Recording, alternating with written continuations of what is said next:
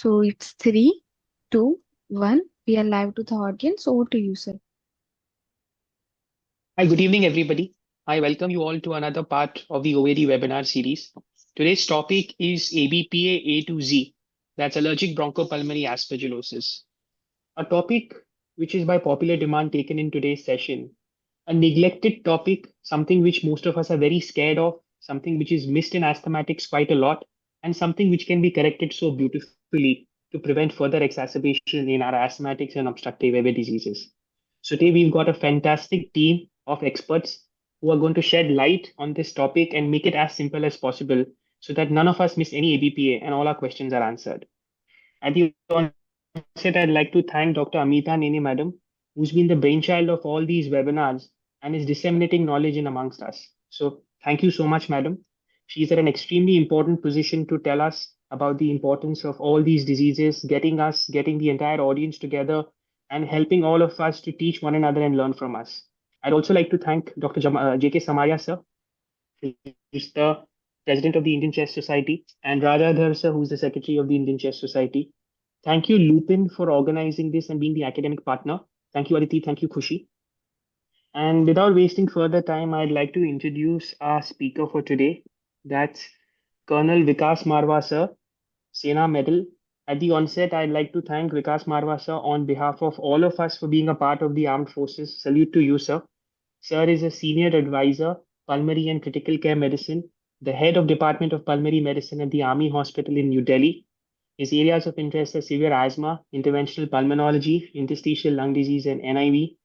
A plethora of awards, and I can take about 10 to 15 minutes to just reading about his CV, but I'll just stick to the most important ones. He's been awarded the best paper at NAPCON in 2006 and in 2007 at the ABPCP. Sir has received the prestigious Sena Medal, the Presidential Award in 2022, President's Gold Medal at AFMC, the Chief of Army Staff Commendation in 2014, the Vice Chief Commendation in 2011, the Best Presentation at YTS Yorkshire in 2017. Sir is actively involved in research and has been the site principal investigator with the WHO Solidarity Trial, the ICMR's National COVID Vaccine, and the Indian National Pulmonary Fibrosis Network, and is also a member expert group with the ISCCM, NIV, and IAP. A warm welcome to you, sir, and we are all eagerly waiting to learn from you and decoding ABPA. Thank you, Dr. Bansal, for the kind invite. And I'd like to thank Indian Chess Society for this opportunity. And I'd be speaking on a topic which is very close to my heart. Thanks a lot. So I would be speaking on the current management strategies of allergic bronchopulmonary aspergillosis.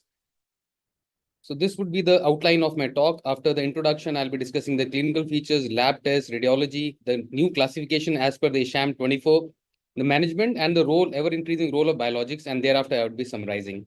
So the asthma ABPA has been defined as a complex immunological pulmonary disorder caused by hypersensitivity to antigenic products released by Aspergillus fumigatus, colonizing the tracheobronchial trees of patients with chronic lung diseases. So there's a change here.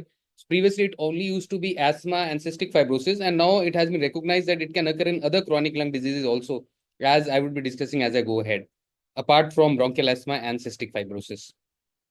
If you see the host and the organism interaction by aspergillus, there is a plethora of diseases which can occur because of aspergillosis in the lung. It can range from the allergic diseases to the invasive pulmonary aspergillosis, and we have something in between, which is the chronic pulmonary aspergillosis, which is a topic in itself. So today we'll be discussing about this hypersensitivity response to the aspergillus fungus.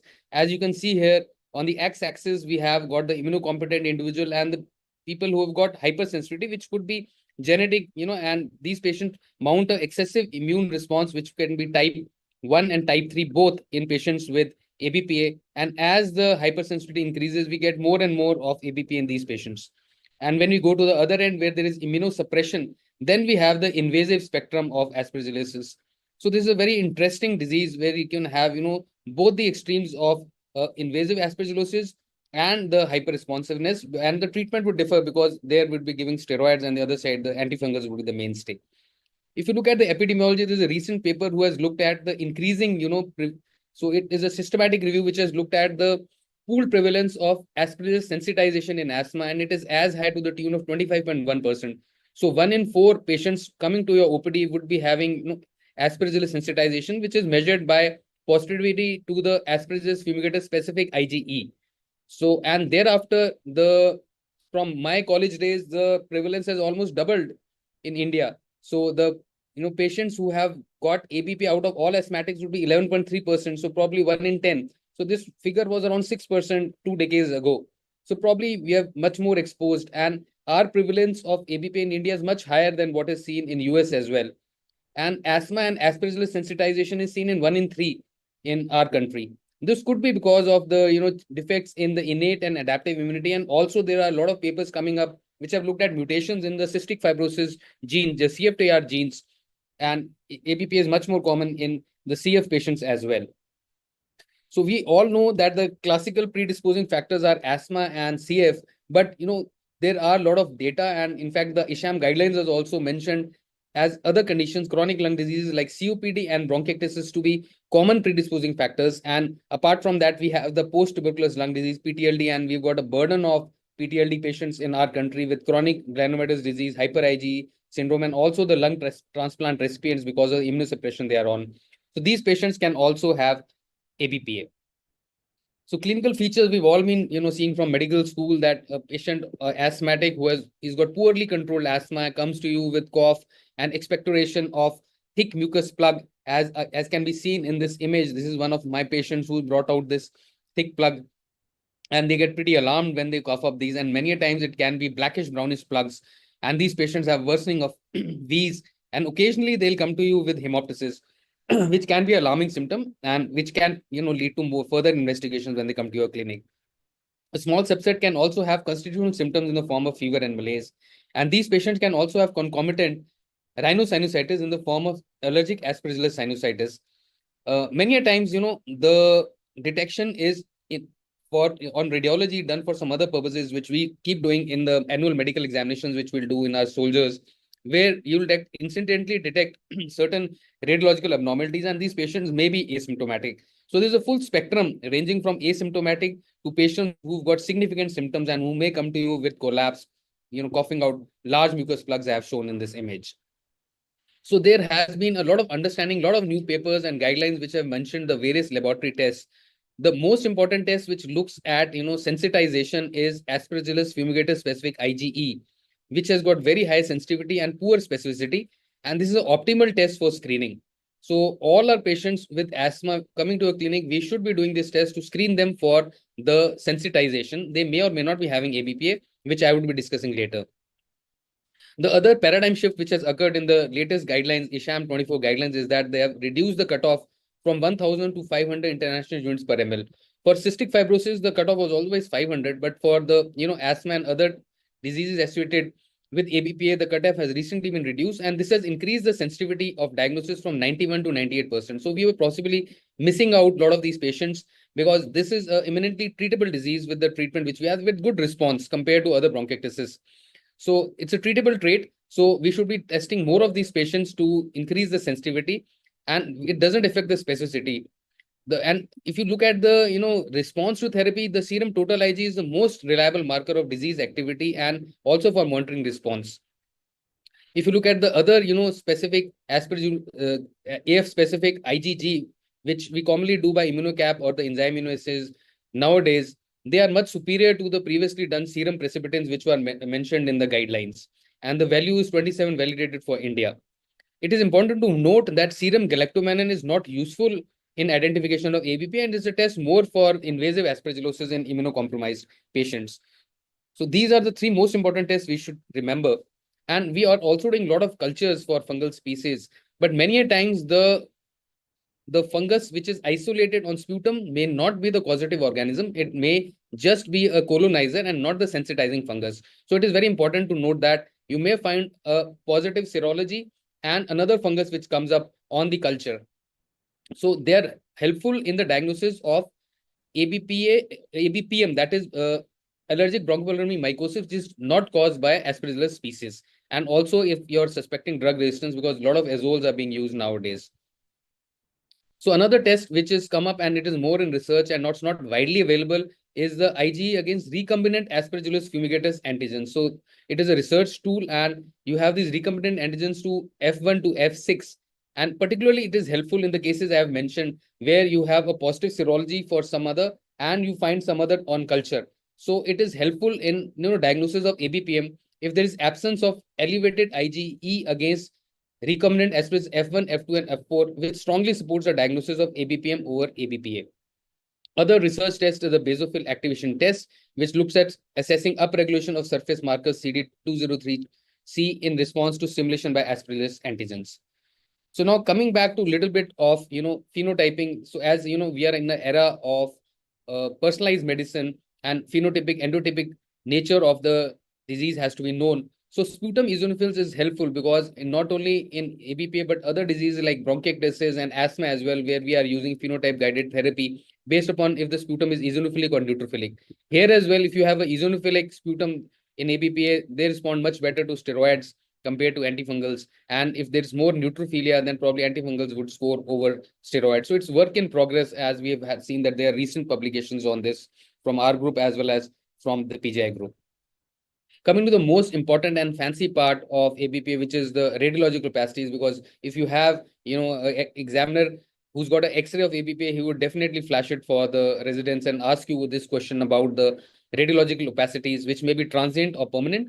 So X-ray is more of a screening tool, and we've all seen this, finger in glove pattern, which is seen as you can see in this X-ray. So this is how a finger in glove looks like.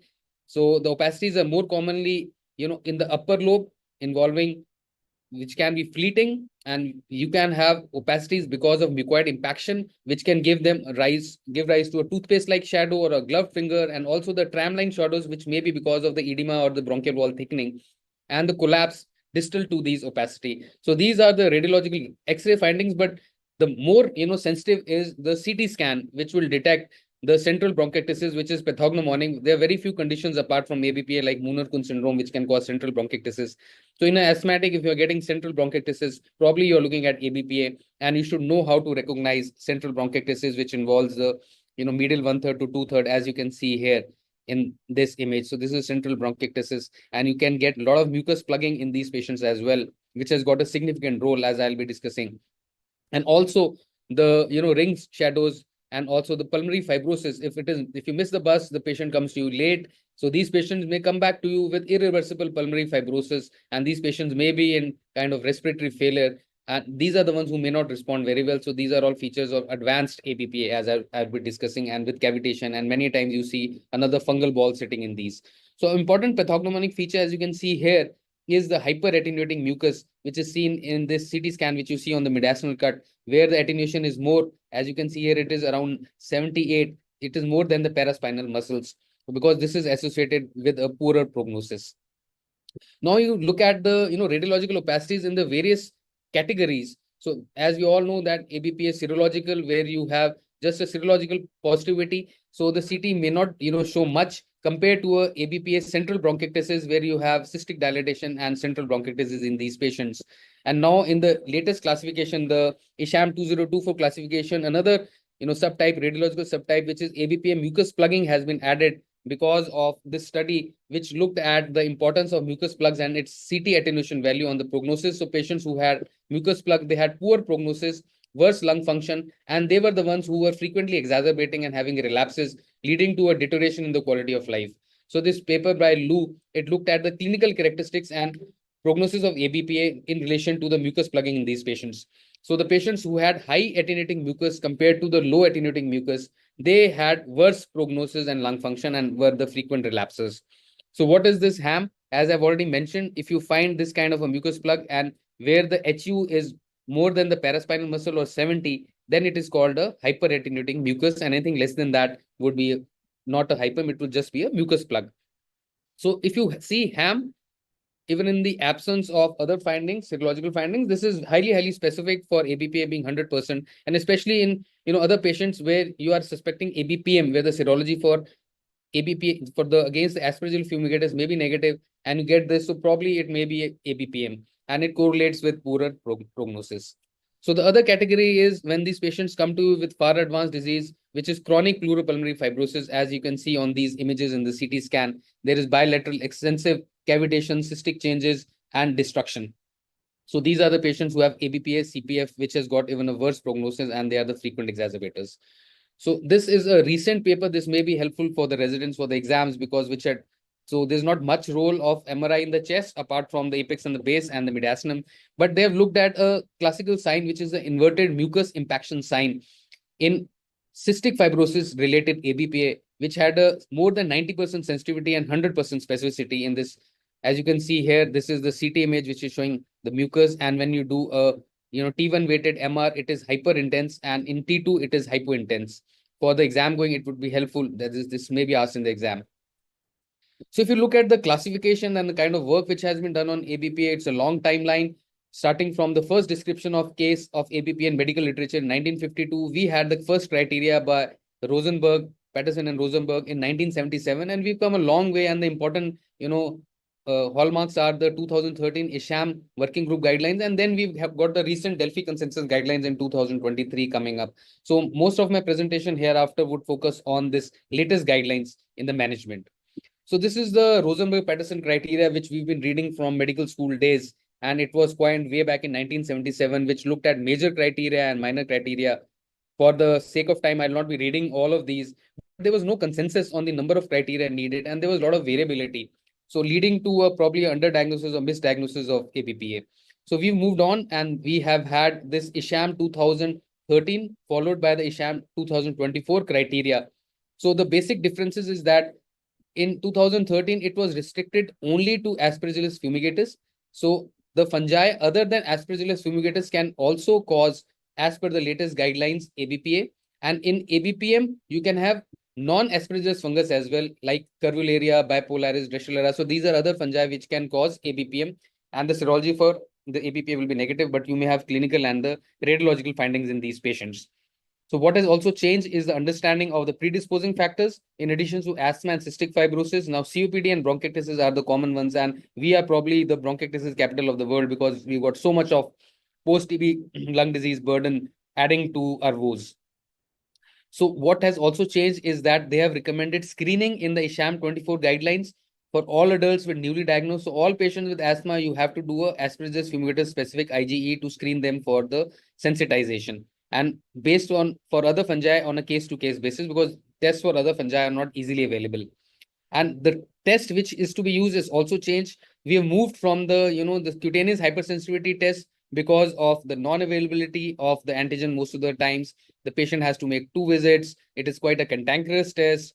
And there are problems with standardization of antigen. And also it may cause anaphylaxis. So what is now recommended is that if you go to screen for the sensitization, you do a AF-specific IgE. And also the cutoff has changed, as I've mentioned, from 1000. So we are going the cystic fibrosis way, where for all patients, as per the ISHAM 24, the cutoff for Ig is 500 to improve the sensitivity to 98%. And what has changed in the testing for AF specific IgG, precipitants, which we were commonly doing before, are no longer recommended. So it is enzyme immunoassays or the lateral flow assays which are there. So host of changes in the diagnostic and the screening criteria have occurred, and it is very helpful so that we can diagnose more of these patients because it's a treatable trait. So when you come to the difference between ABPA and ABPM, so in ABPA, as I've already mentioned, you have to have a predisposing condition, and in addition to that, you have to have essential criteria. So both of them should be present. So a sensitization, which is Aspergillus fumigatus specific Ig more than 0.35 for our country, and serum Ig more than 500. So this would basically tell about Aspergillus, and this is the non-specific raised IgE, which would also be raised in ABPM. And any two of these three. So they have simplified this. So a eosinophil count more than 500, Aspergillus fumigatus specific IgG by immunocap, which is raised, and also HRCT, which is consistent with ABP or fleeting opacities on chest radiograph. So presence of mucus plugging, presence of ham. So these are highly specific of ABP or ABPM. So similarly, there are the specific fungi for ABPM. So a word about the video bronchoscopy. We do not commonly do bronchoscopy in these patients unless you're suspecting a MTB, or if these patients come to you with hemoptysis or they're completely plugged off leading to collapse. So you may like to do a therapeutic bronchoscopy and remove this thick mucus, this stringy mucus. The moment you do a bronchoscopy and you find this kind of mucus, you know what you are dealing with. And many tests previously used to be done to look at the allergic mucin, but nowadays with the serological tests, we don't do these allergic mucin tests. And also you may like to take a sample for fungal culture, because if it is ABPM, then BAL is much more specific as compared to sputum in the diagnosis of ABPM. So the clinical classification has also changed over the years for both ABPA and ABPM. Previously, this was recommended as per ISHAM 2013. So there were 6 stages from 0 to 6, and you had subgroups 1A and 1B based on mucoid impaction, 5A and 5B, which was more confusing. So this has been replaced by more clinically relevant classification, which is a revised classification as per ISHAM 24. So we just have the 5 stages now: acute stage, which includes the newly diagnosed as well as the exacerbation. So the group 3 has been added to the acute stage. The treatment response. So after 8 weeks of the initial attack treatment, which may give with steroids or antifungals, which I will be discussing, if there is symptomatic improvement by more than 50%, with either an improvement in radiology by more than 50% or a 20% fall in IgE, so that qualifies for a treatment response. And if this is sustained for more than 6 months after a response and without a rise in IgE more than 50% from baseline, then it is called a remission. So treatment dependent ABPA, and then comes the advanced ABPA, which is extensive bronchiectasis or patients who have got chronic respiratory failure or cor pulmonale. These are the ones where we probably missed the bus and they are far advanced, and the response to the therapy is also suboptimal. So it's a more of a clinical classification. So that's how we treat, and we see response, and then we see whether the remission is sustained, like we do for connective tissue diseases. So this is the ISHAM classification. Now looking at the exacerbations, these patients in ABPM may have exacerbation because of various reasons. These patients have got underlying bronchiectasis, they have asthma, and they also have ABPA. So the exacerbation may be because of asthma exacerbation, which most commonly is viral, or because of allergen trigger, or it may be an infective exacerbation of bronchiectasis where antibiotics is what you got to give, or it may be a ABP exacerbation. So if a patient with ABPA comes to you, it's not always an ABP exacerbation. It may be because of the underlying entities like asthma or bronchiectasis, and more likely it is an asthma exacerbation.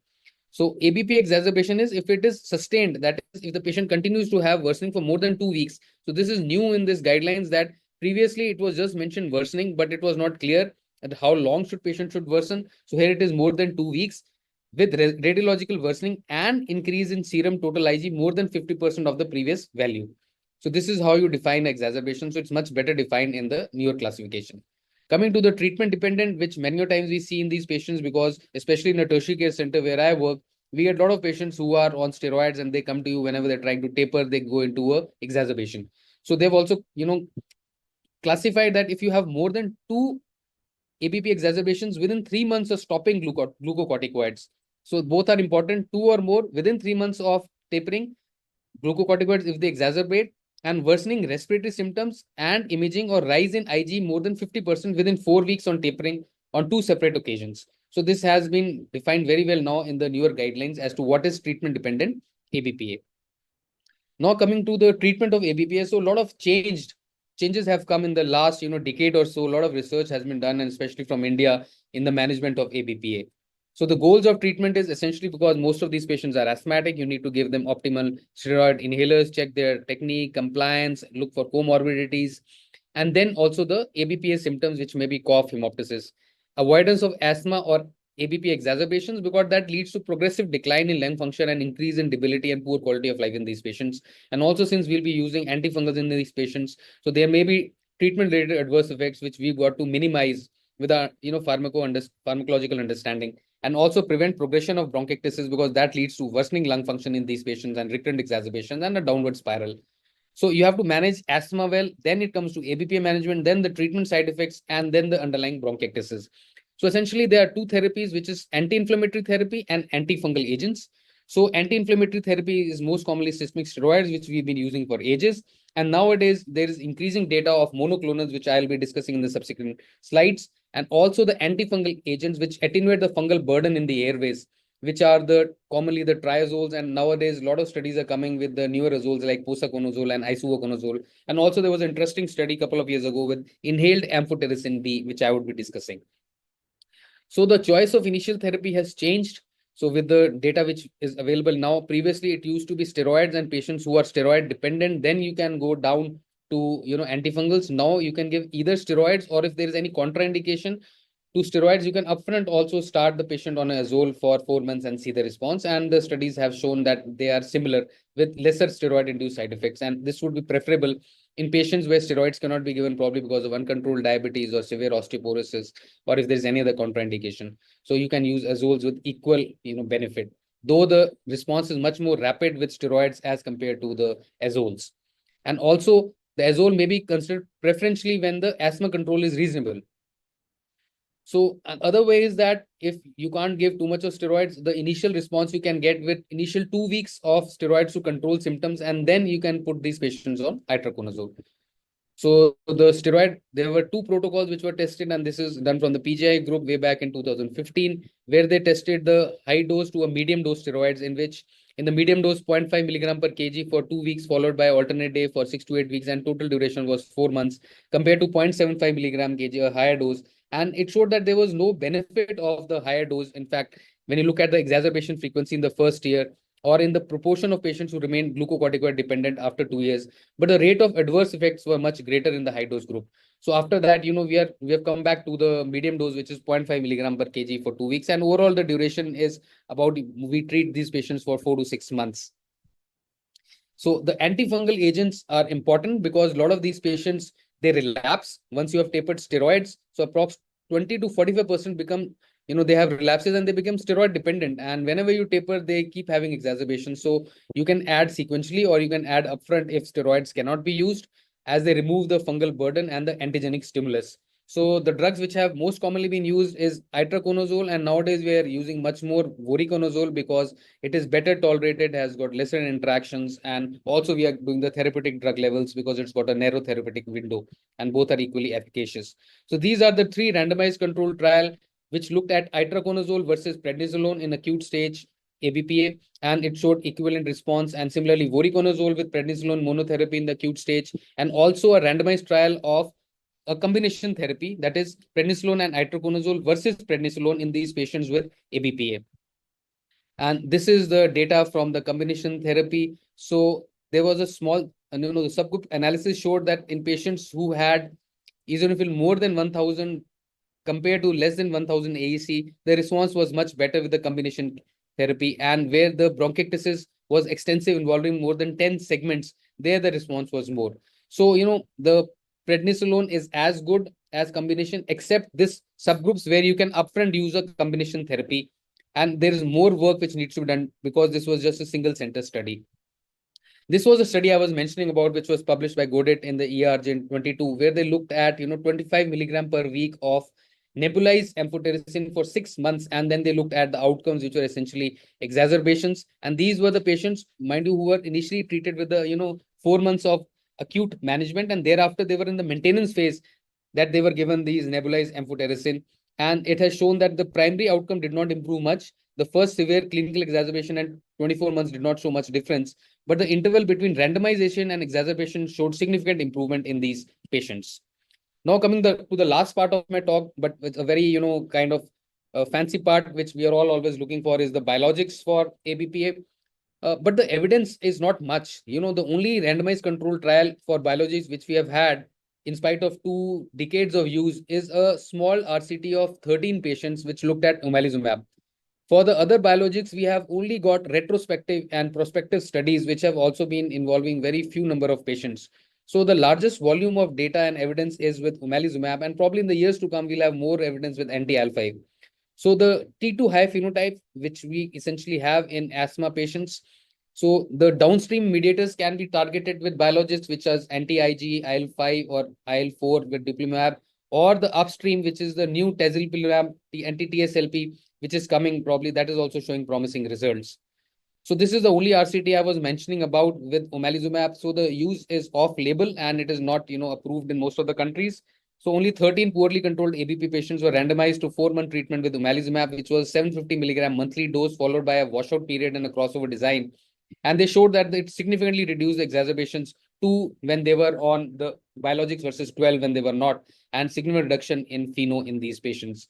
So based upon this data we've been using, but now there is this systematic review of 49 studies, which was included in the qualitative synthesis, which was published last year, and 14 case series in the quantitative meta-analysis. It essentially showed that omalizumab causes significant reduction in the annualized exacerbation rate, reduction in oral corticosteroid use, which we are looking at in these patients because it can cause significant side effects, and also in the termination, and the reduction in OCS dose, improvement in lung function, and better asthma control. And this has been seen in all subgroups, and the greater improvement was seen when in those who were treated for more than 1 year, and both in asthma and cystic fibrosis. So this is a systematic review of omalizumab, looking at the newer biologics, which are basically anti-IL-5, anti-IL-alpha therapy, which is MIPO and benralizumab, respectively. So the data is not much, but 20 patients on MIPO and 9 patients on Benra were looked at in this real-world efficacy of anti-IL-5 treatment. And it showed that both of them are similarly effective in decreasing the exacerbation rate, but with significant reduction OCS and improvement in FEV1. And what was noticed that the patients who were having mucus plugs were the ones who benefited the most. And the response in these patients was more with Benra rather than Mipolizumab. So this is a busy slide from my colleague Dr. सक्सेना's review recently, which has shown various trials which have been seen. So as you can see, largest data is from this systematic review meta-analysis with omalizumab, and the single center studies which are much smaller in size from these. So probably we'll have more publications on this. So comparatively, if you look at the biologics, so the larger studies are with omalizumab. So the reduction in the total IgE, eosinophil count, and exacerbation, there's not much of difference. But what is important to note is that the reduction in steroid use is much more with the anti-IL-5, the newer biologics, compared to omalizumab. So probably if you're looking at reduction in steroids and also the improvement in lung function, that will be more with anti-IL-5 therapy. So now I like to summarize by the treatment evidence in ABPA as per Isham. So high dose steroids we use basically for management of asthma, but they do not improve the treatment in symptoms in acute ABPA. Oral glucocorticoids are the most rapid acting treatment and the first line therapy. And also in patients where you can't give steroids, you can give them either itraconazole or voriconazole with similar efficacy. And itraconazole has got steroid sparing action. Posaconazole, there are very few studies. Omalizumab is the biologic which has been studied the most, but other biologics are emerging. Nebulized amphotericin B is an option to reduce number of exacerbations and increase the time to first ABP exacerbation when it is used in stable ABPA and not during the acute stage. So the patients who have a poor prognosis are the ones who've got extensive bronchiectasis, hyperetinating mucus, older age, females, eosinophils more than 1,000, higher total IgE. So, you have to repeat IG at 6 to 8 weeks, and a 20% decline is what is significant, and a 50% increase from the last value basically tells you about an exacerbation or a relapse. And what is important is that there is poor concordance when you follow up these patients between clinical, radiological, and immunological response. What it essentially means that a lot of patients have got a good clinical response, but 45% of them may not show a good radiologic response or immunologic response. So that is why you need a composite assessment in the form of clinical, spirometric, serological, radiological, all kinds of responses have to seen because there is a discordance. So I'll summarize with this treatment protocol. So if you have a patient who's got newly diagnosed ABPA, you give them oral corticosteroids or itraconazole for 4 months, follow them up compositively with chest radiographs, spirometry, serum IG at 8 to 12 weeks. If it is more than 20% reduction, then they've shown a response. And if they remain stable for 6 months, they go into remission. If they exacerbate, then again, you may start them on oral corticosteroids or itraconazole for 4 months. If they are frequently requiring itraconazole, then you may put these patients, possibly look at longer term antifungals, and which are treatment dependent. Then probably you may give them biologics or nebulized amphotericin, though the data is not much, or low dose glucocorticoids should be continued. So there's a lot of scope for research because FeNO, which has been widely been used in asthma. So there are new papers which have shown that, FeNO may be a better marker than IG in these patients, especially in patients who are on omalizumab, because you can't monitor these patients with IG to see a response because that's all bound to the monoclonal antibody. Sputum eosinophils, as I've mentioned in our paper, to look at the phenotypes, and also the new TH-skewed IL-5 plus IL-13 and 21 peripheral T cells. So more work in progress. And we're also looking at newer treatments in the horizon, like inhaled azoles or the new biologics, which are emerging every decade. So, ladies and gentlemen, to summarize, we have to have a very high index of suspicion for ABPA in asthma, irrespective of the severity. Screen all asthma patients. That is the latest recommendation with AF-specific IG for sensitization. Cutoff has been reduced to 500 from 1,000. Use Aspergillus fumigatus specific IgG in preference to precipitants, and either steroids or itraconazole monotherapy can be used and not the combination as the preferred treatment for newly diagnosed ABPA. Thank you for the patient hearing. Thank you so much, Dr. Marwah. I think that was a fantastic presentation. I don't think you've left any topic which is uncovered or subset of ABP which is uncovered. Beautifully presenting right from the beginning to the prevalence incidence of the disease, how to diagnose it, how confusing it gets, how to clinically classify it, how to classify it radiologically, and how to manage it.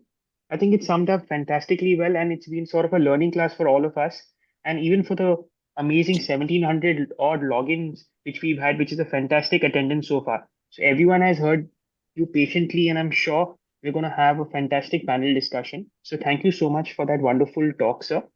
Thank you. At the onset, I'd like to warmly welcome my esteemed panelists. I'd like to start with Dr. Saibal Moitra, sir. A warm welcome to you, sir. Sir is an MD, PhD, MNANS, SHP, FRCP, an adjunct professor and a senior consultant in the Division of Allergy and Immunology, the Department of Respiratory Medicine at the Apollo Multispeciality Hospitals in Kolkata. Sir is a visiting faculty at the Allergy Asthma Program at the Department of Pulmonology at CMC Vellore. Sir has an H index of 16 and over 100 national and international publications. Sir is a principal investigator and co-investigator of extramural projects, which are 10, out of which one is ongoing.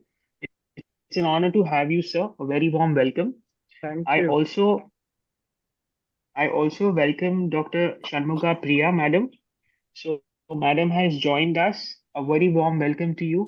She's an associate professor at the Lalita Bai Medical College and Hospital, Chennai. She's an MD respiratory medicine, has been a faculty of numerous national international conferences with more than 30 publications.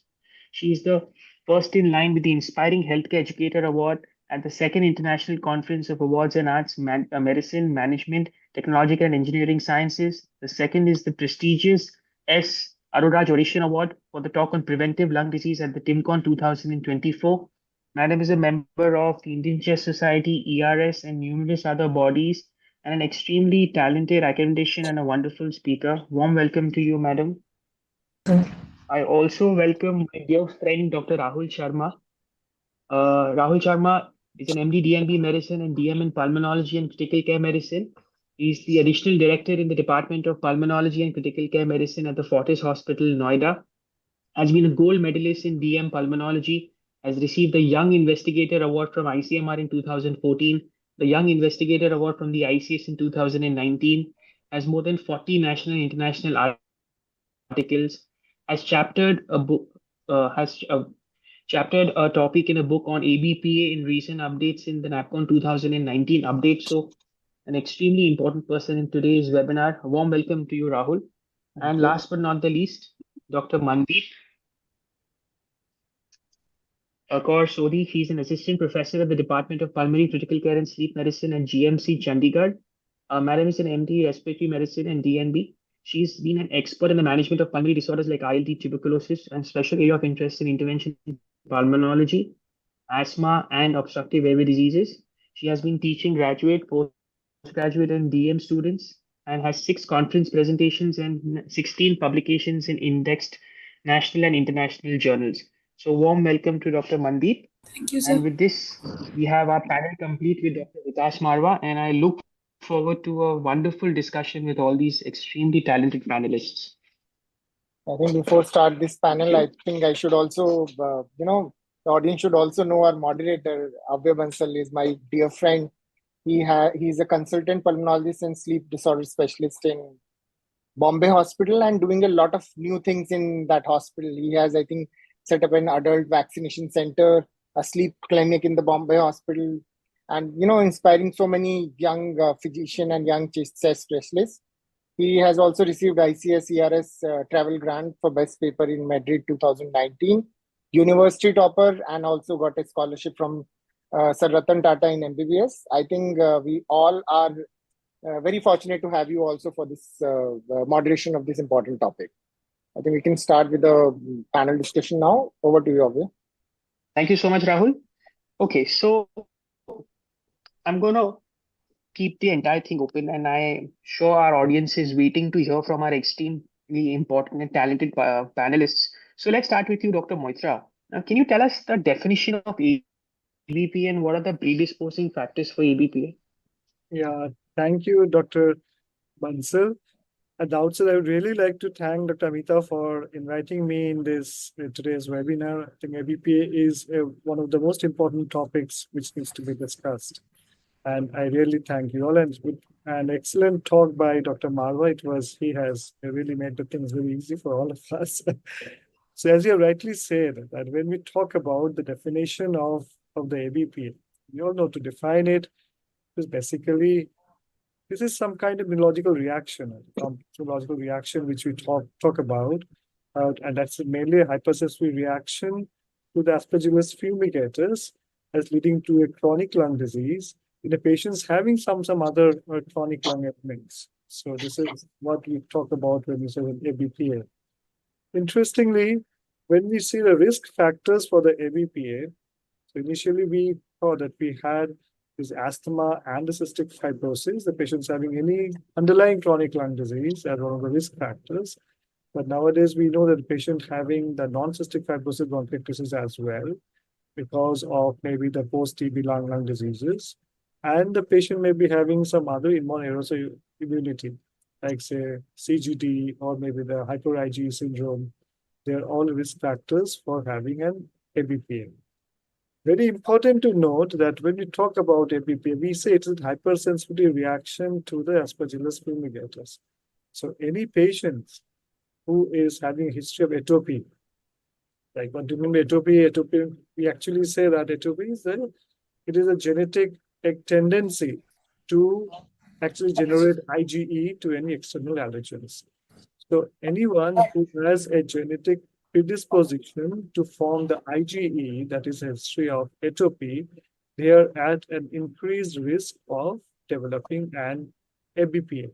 Well, this is very interesting. When we talk this as the tendency to develop IgE or form the IgE in the Indian context, because we have known for several studies, and I recollect one of the very important study was the Europreval study, which was not related to the any airway allergies. It was related to the food allergies. Okay, and Dr. Mahesh from Mysore, he was one of the participants in this study. They always noted that this food allergy is pretty low in India, but the sensitization of the IgE production rates are very high. So we are all high IgE producers. So atopy is quite prevalent in a country like India. So and that is the reason we are high IgE producers, and that is the reason we have an increased chances of having an ABPA. So that's why we are seeing a much increased the trend of the ABP incidences is over a period of time, like the past 1 decade. So atopy is definitely a risk factor. Others, we have some of the alleles, the HLA alleles, which we say HLA DR2, DR4, DR5, DR7. Having these alleles definitely poses a risk. Or maybe if somebody has a CFTR mutation, or somebody in asthmatics having a ZNF77 mutations, they are at an increased risk of developing the ABPA. And more so, very important, we understand that taking considerations of all these things, even the exposure, the high exposure to the Aspergillus fumigatus pose in the environment, to any of these individuals who have a predisposed lung disease, there increase the chances of developing the ABPA later on. So if we say that these are some of the risk factors which are important for the ABPA. Very well said, sir. And ABPA is driven by an IgE phenomenon. Also, eosinophil becomes the pathognomic cell which is responsible and drives the entire ABPA phenomena. And also from what Dr. Marwah said, that it's important for us to understand and for our audience to understand that any airway disease, any chronic airway disease becomes a predisposing risk factor for the development of ABPA. Initially, it was only thought as asthma and cystic fibrosis, but I'm very happy the Delphi consensus has taken all chronic obstructive lung diseases as under the blanket of the potential risk factors for ABPA, and the concept of only invasive aspergillosis in COPD has gone, and even sensitization has come into the forefront. So Exactly. thank you, sir. Dr. Shanmugapriya, can you please tell us the clinical features of ABPA? So good evening, everyone. First of all, I would like to thank Amita Nini ma'am for giving me this opportunity. So when it comes to clinical feature of ABPA typically affects patient with asthma or cystic fibrosis. So clinically, it is present with recurrent episode of wheezing, cough, and breathlessness. It often mimicking the uncontrolled asthma. So some patients may even be asymptomatic. Other patients presents with cough, pleuritic chest pain. There may be expectation of brownish mucus plug or even a blood-stained sputum. So we can also see non-specific symptoms like low-grade fever, fatigue, weight loss, anorexia. So on examination, wheezing and rhonchi are common in asthmatic patients, while those with cystic fibrosis may show crepitations due to underlying bronchiectasis. Sinus involvement is also frequent, so we should look for signs of allergic fungal sinusitis with purulent discharge. So essentially, when you think of ABPA, when asthma is worsening, despite the optimal treatment, especially with radiological changes and mucus plugging. I think very well said. Very well said, because we need to keep in mind the phenomena of nasal polyposis and fungal colonization of the sinuses as well, which is not spoken very often in linked with bronchic cases and asthma, but is often seen in these patients. So yes, and also the coughing out of mucus plugs becomes very, very classical when we suspect patients of ABPA. And by default, every asthmatic should be screened for ABPA, like what Dr. Marwah said, whether it's a child or an adult. We should have a baseline, because that's the time we can understand if the patient is deteriorating. He or she may not require treatment for ABPA-S or sensitized individual at that point of time. But a future rise of the IgE levels or the eosinophil count can drive our treatment in there. So moving over to the radiology, Rahul, what is the role of X-rays and ABPA, and what are the different findings which we see on a simple X-ray? I think this is a very important pertinent question. Before that, I congratulate ICS and Dr. Nene for starting this webinar, which is a very, very important topic and often ignored, as Dr. Marwah said. So as far as radiology is concerned, it is probably not the screening tool for ABPA.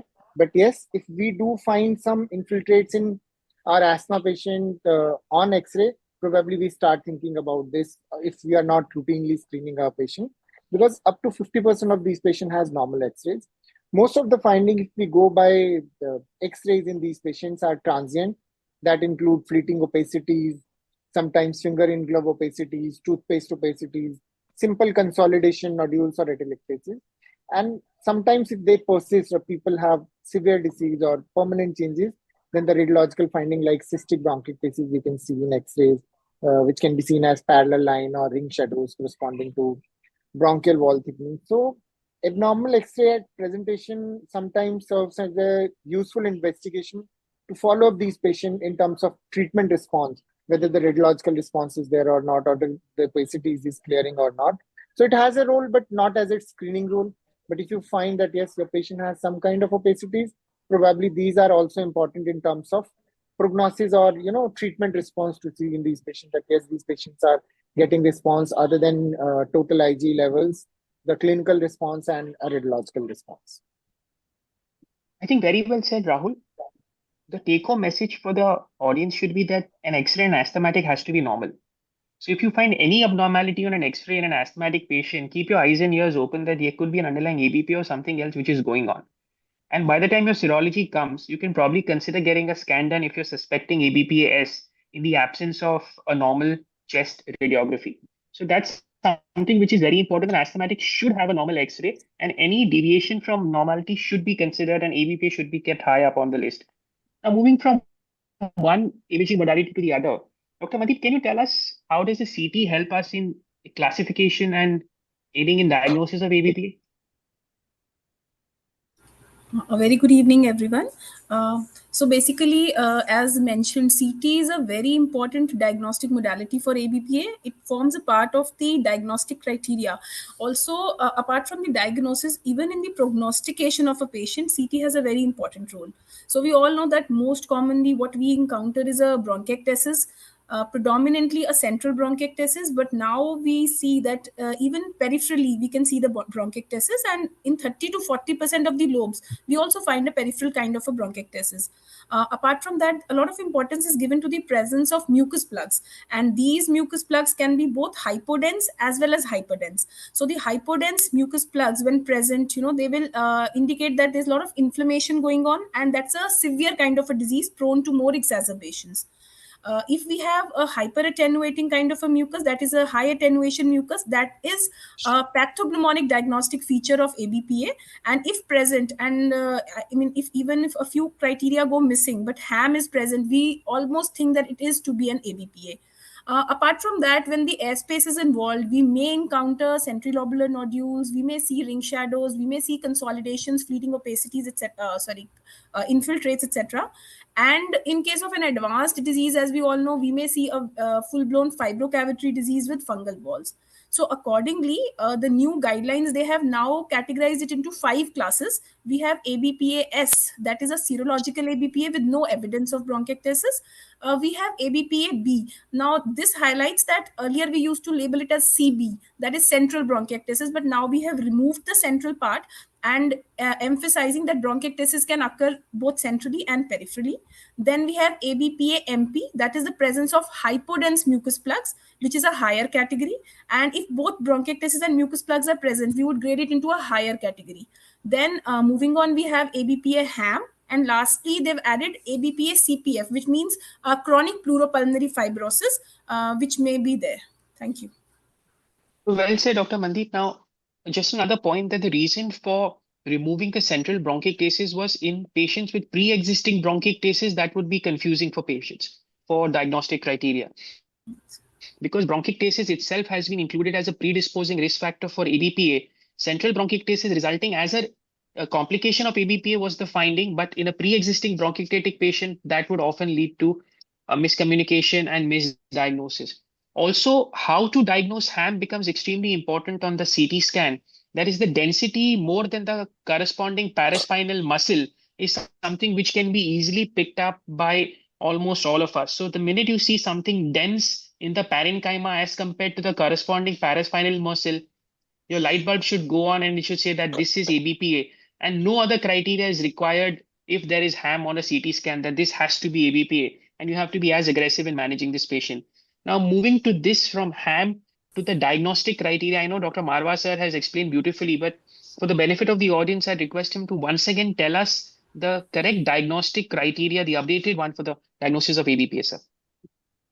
So as I've mentioned, the criteria have moved on from the Rosenberg criteria from 1977, which was in use for many decades, till Isham, has changed the criteria initially in 2013 and now again last year, where the updated criteria have come based upon the lot of research papers which have come up. So the predisposing factors which have changed, in addition to cystic fibrosis and asthma, we now have got other chronic diseases like COPD, bronchiectasis, and other syndromes which we have discussed. And then you've got 2 essential components, both of which have to be there, which is a serum IgE, total IgE more than 500, which previously was 1000, has come down to 500. A total IgE has to be there. And the second criteria is Aspergillus fumigatus specific IgE, which basically looks at sensitization, which is more than 0.35 in our Indian context. So you have a allergic response, which is because of Aspergillus fumigatus, which is an essential component. And then in the other components, any 2 have to be present. So this is either you have a specific IgG by either immunocap or a lateral flow assay. The precipitants have been thrown out of the window, which was there in the previous guidelines. So now hardly we were, getting any precipitant tests. None of the labs were doing. And similarly, the skin tests also, they have been removed. So we have now a Aspergillus fumigatus specific, more likely by immunocap, associated with eosinophilia, which is more than 500. And the third is presence of the characteristic radiological opacities, which we have just discussed. So any 2 of these 3 in the presence of essential components and presence of predisposing conditions. So that is the latest criteria, which is much more simple and easier to remember. Absolutely. So bringing down the Ig levels from 1000 to 500 improve the sensitivity and specificity for the diagnosis of ABPA and also improve the overall asthma and ABPA control in the population. And hammering ham is the way I understand that ham is there, then ABPA is confirmed. So it has to be hammered into the doctor that ham has to be looked into. Now, moving from the diagnostic criteria to the clinical classification of ABPA. So, Moitra sir, can you please tell us the clinical classification of ABPA? Yeah, so again, reiterating the same thing. So, like in the Isham, latest Isham 2024, they also nicely have given the classification. We do not talk of anymore about the stages 0, 1, 2, all those numbers have gone. So because it always used to have a wrong notion, maybe that one next stage is worse than the other one, which is not the case. So now we talk about it is an acute ABPA, it's a response ABPA or remission ABPA, or treatment dependent ABPA, or maybe an advanced ABPA. So we have just seen the slides of Dr. Marwah, as we have the criteria. So when we talk about the acute ABPA, it's a newly diagnosed ABPA according to the criteria which he has just said, or maybe it is the exacerbations, and these exacerbations could be the ABP exacerbations, or it could be an asthma exacerbation, or it could be a bronchiectasis or infective exacerbations. And so nicely here just stated that for ABP exacerbation, we know that it has to be now this time the time period is very, very important. It has to be 2 to sustained and like deterioration symptoms like 2 weeks. Takes 2 weeks very important, and or maybe 12 days or 2 weeks. And for that, along with that, there has to be a definitely worsening of the clinical conditions, worsening of the radiology, and serum IgE, total IgE, which is going up by more than 50%. So when we come to response we usually measure at 2 months. So we say that at the two months, there is improvement in clinical conditions. Say, use any Likert scale or VAS or anything like by 50%, or there's a loss improvement by 50%, or the total IgE is decreases by at least 20% from the previous values. We say that it is a response. When we talk about the remission, we usually say that that entire thing, that all the clinical radiological the improvement has to be maintained for at least 6 months, which is very important.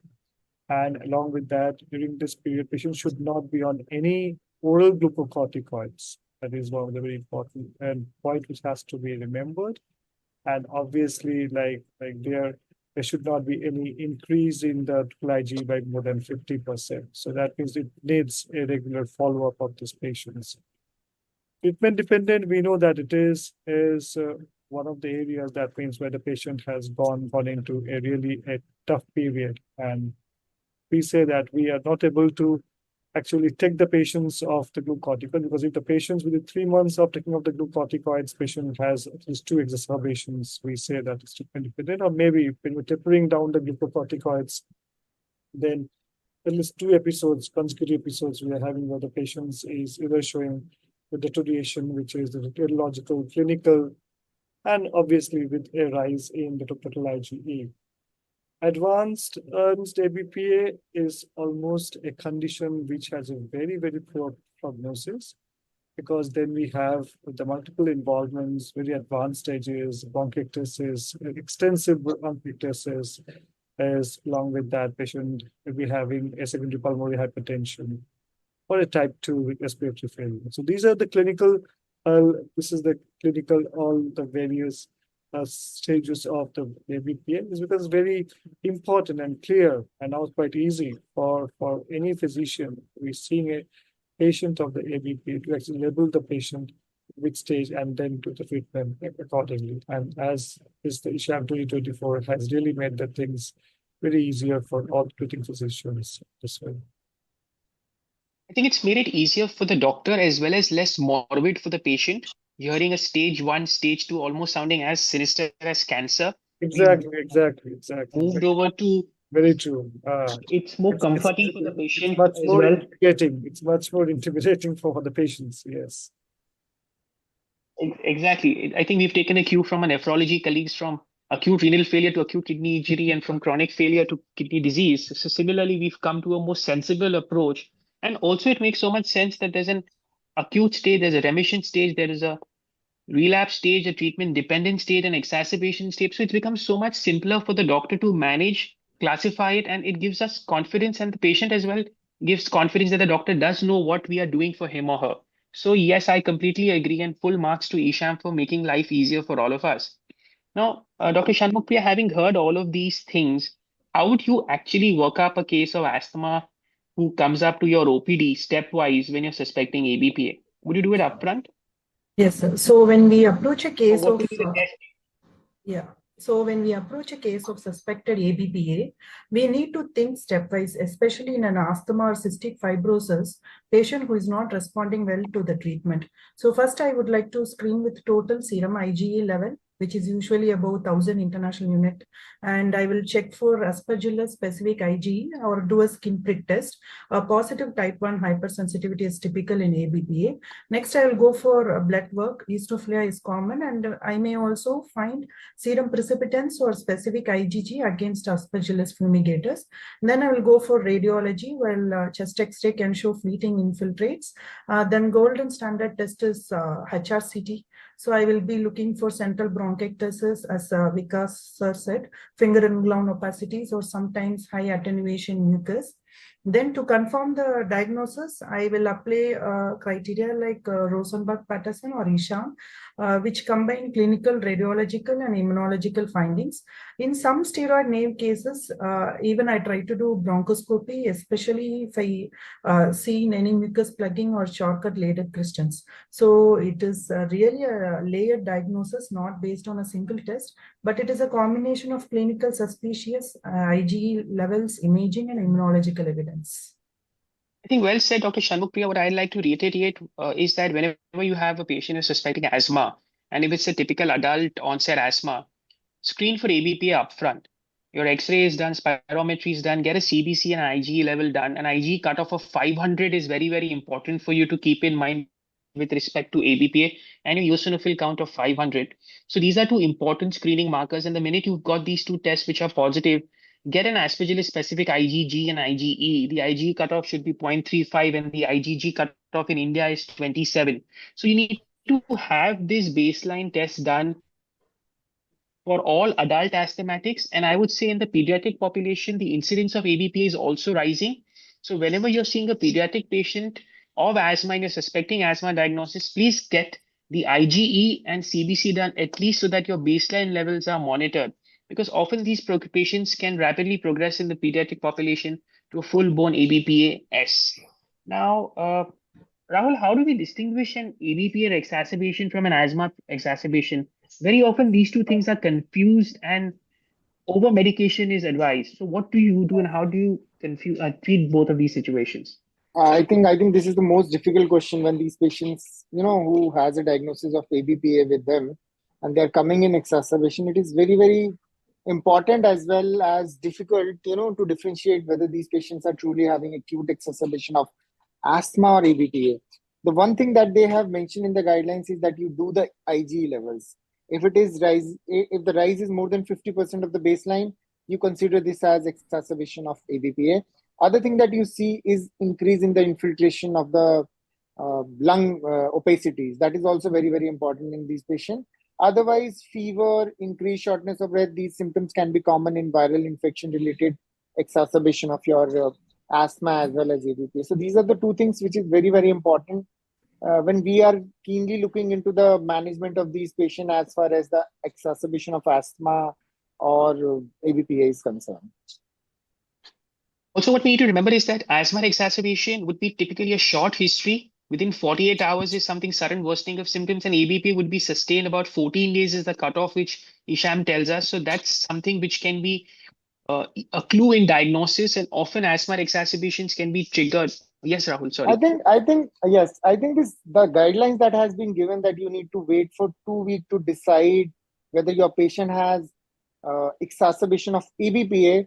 I am little, confused in this, because if my patient comes on second day or third day and his IgE is high, he has opacity, why not to start treating these patients on day 1 or day 2, and rather than waiting for 2 weeks? So I think clinical judgment is again very, very important here when we talk about that the symptoms are persisting for 2 weeks. Yes, if the patient came to you after 2 weeks, probably the life is little easier.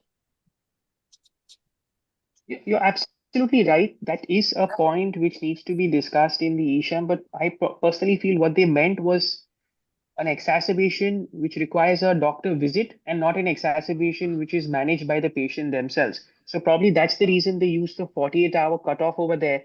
and maybe sustained wheeze or sustained fall in the peak flow meter readings over 14 days is probably what they understood for 14 days.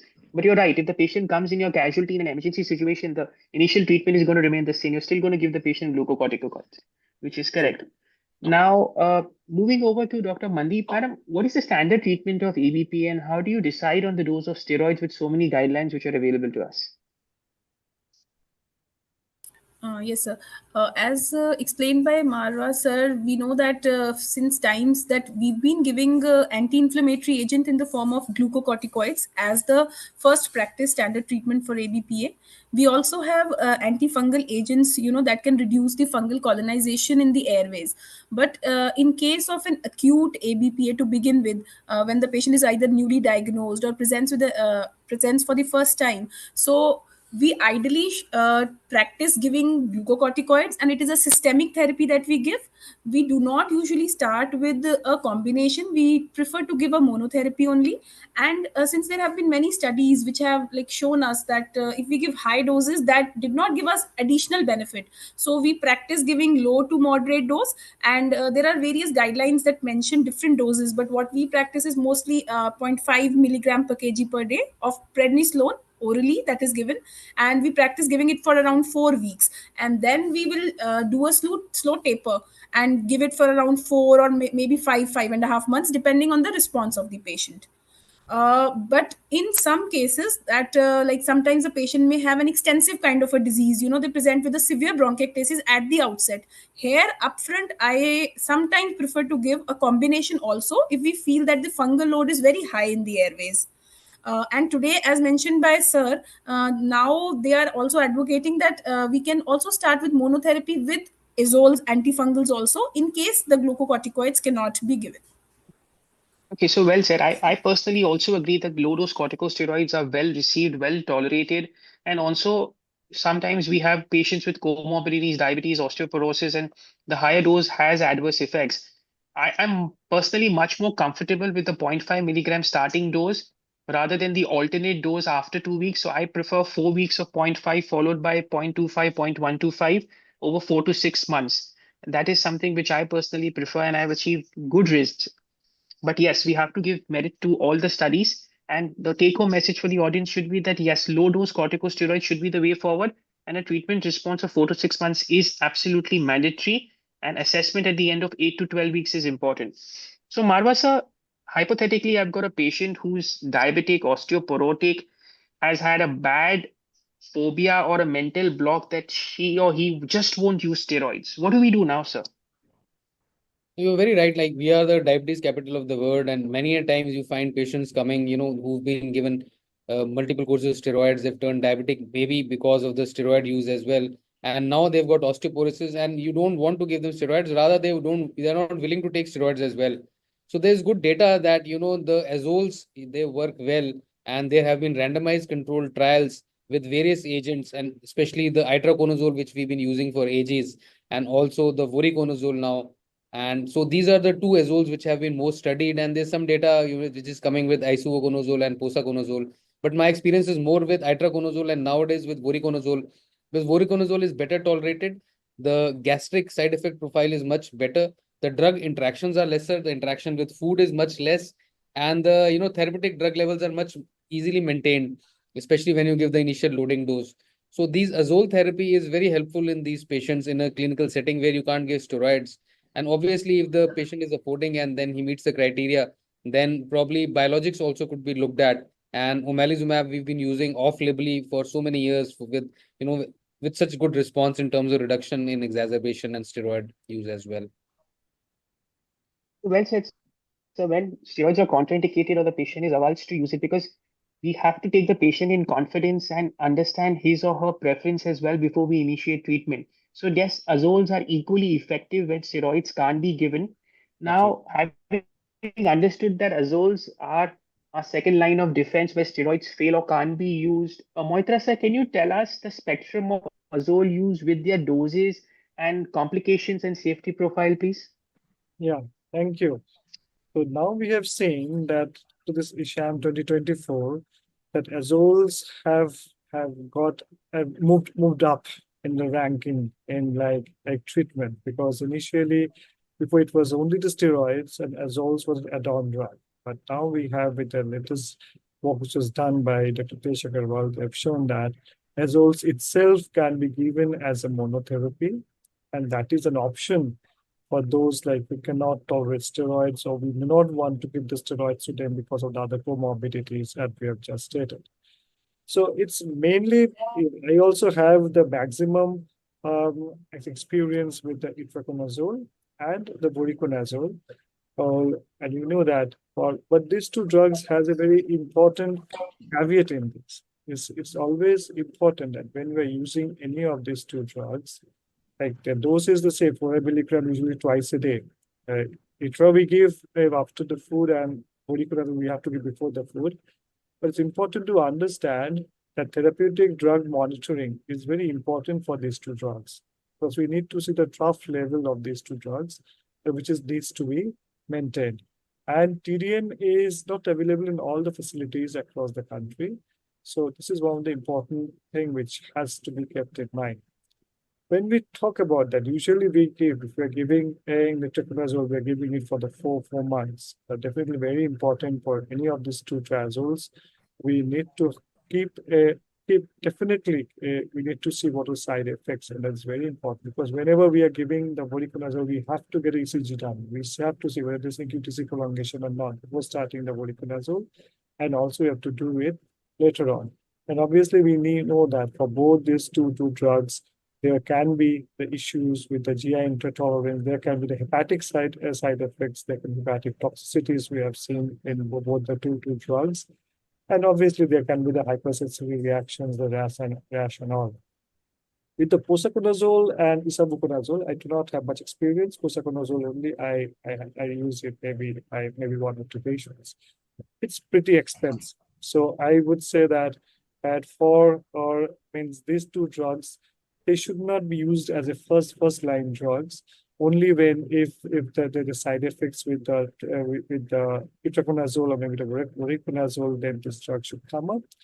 There is one of the benefit for these two drugs is that we do not need therapeutic drug monitoring for this. Posaconazole usually is given 800 milligram in a twice daily dose. It is given also with the food, and side effects are also not very much with these drugs.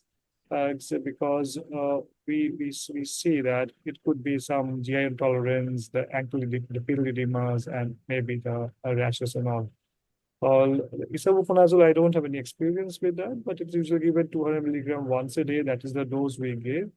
And it has no relation with the food. It can be taken with food, without food, or anything. It does not require any TDM to be done for these drugs. Some of the important issues that we have to keep in mind that at many times we should, when we are giving this itraconazole and patient has a known asthma. So this is there. It is also known in the literature that who were getting the budesonide or the fluticasone with the itraconazole, it increased chances of having a Cushing syndrome in the patient. So this is one of the important thing which has to be kept in mind. Voriconazole, in a way, it's better that its efficacy has been almost at par with that of the glucocorticoids. So itraconazole, it's equally good, but its efficacy may be some little bit lower. But from the side effect profile, we find that itraconazole, the evidence also for the itraconazole is pretty strong. So when we talk about the azoles, so these are the few of the salient points we need to keep in mind. And with this is definitely means it has become a very important drug. And obviously, those who are not responding to the glucocorticoids and are having frequent exacerbations after stopping that, these patients has to be given as a combination of steroids and itraconazole. So that is an azole, this second line treatment for this patient. I think very well said, sir. You've given us a crisp idea about the azoles. And what we also need to remember that we live in a price sensitive population. Yes. So the newer results do sound very fancy, but is it actually practical for us to give it for 4 to 6 months in patients? That becomes a challenge, which is why expensive. Careful selection is important. Itraconazole is a wonderful drug. GI side effects is unfortunate. PPIs do affect the therapeutic drug levels, which is why we need to monitor them. Anything above 0.5 is important for us to maintain. Hepatotoxicity is a challenge, which is similar with voriconazole. However, the GI side effects are slightly lesser and slightly less hepatotoxic as compared to itraconazole. I would only personally advise a patient to be on posaconazole or isavuconazole, provided they develop severe GI intolerance to both the above drugs, have Yes. got hepatitis, and can afford the drug for the entire duration of 4 to 6 months. There's no point giving them the drug for about a week, 10 days, and then having them discontinue it. Probably we would consider biologics, which would be cheaper than giving an entire 6 month course of posaconazole in these situations. And which is why probably further studies and exciting news from Marwah Sir Center will also be coming in the next few months. So moving from azoles to an important topic of ABPA-S, that's serologically confirmed ABPA. Dr. Shanmugapriya, do we actually treat ABPA-S and how do we monitor these patients? So, first, ABPAS or serological ABPA is often debated. So, most guidelines don't recommend the systemic therapy for the asymptomatic ABPA patients. So, why? Because they don't show any radiological damage or bronchiectasis, and over treatment can also cause harm. So, however, if ABPA patients have poor asthma control or frequent exacerbation despite optimal therapy, then systemic treatment may be justified. So in that case, we can consider low to moderate dose oral steroids for 4 months or itraconazole as an alternative, especially if steroids are contraindicated. Now about monitoring, it is crucial to track total serum IgE level. So after treatment initiation, we can expect a 25% reduction in IgE at 6 to 8 weeks. So a rising IgE later on may suggest a relapse. So we should also watch for clinical symptoms, radiological changes, and pulmonary function tests, especially in asthmatics. So the ABPAS is not always treated, but if treated, we have to monitor with clinical assessment, serial IgE, and HRCT if needed. So we should avoid high doses ICS and biologicals. They don't have supportive evidence in ABPA. You're well said. So the whole purpose of getting an ABPA panel or a CBC and IgE level upfront in every asthmatic is to confirm the diagnosis of ABPAS.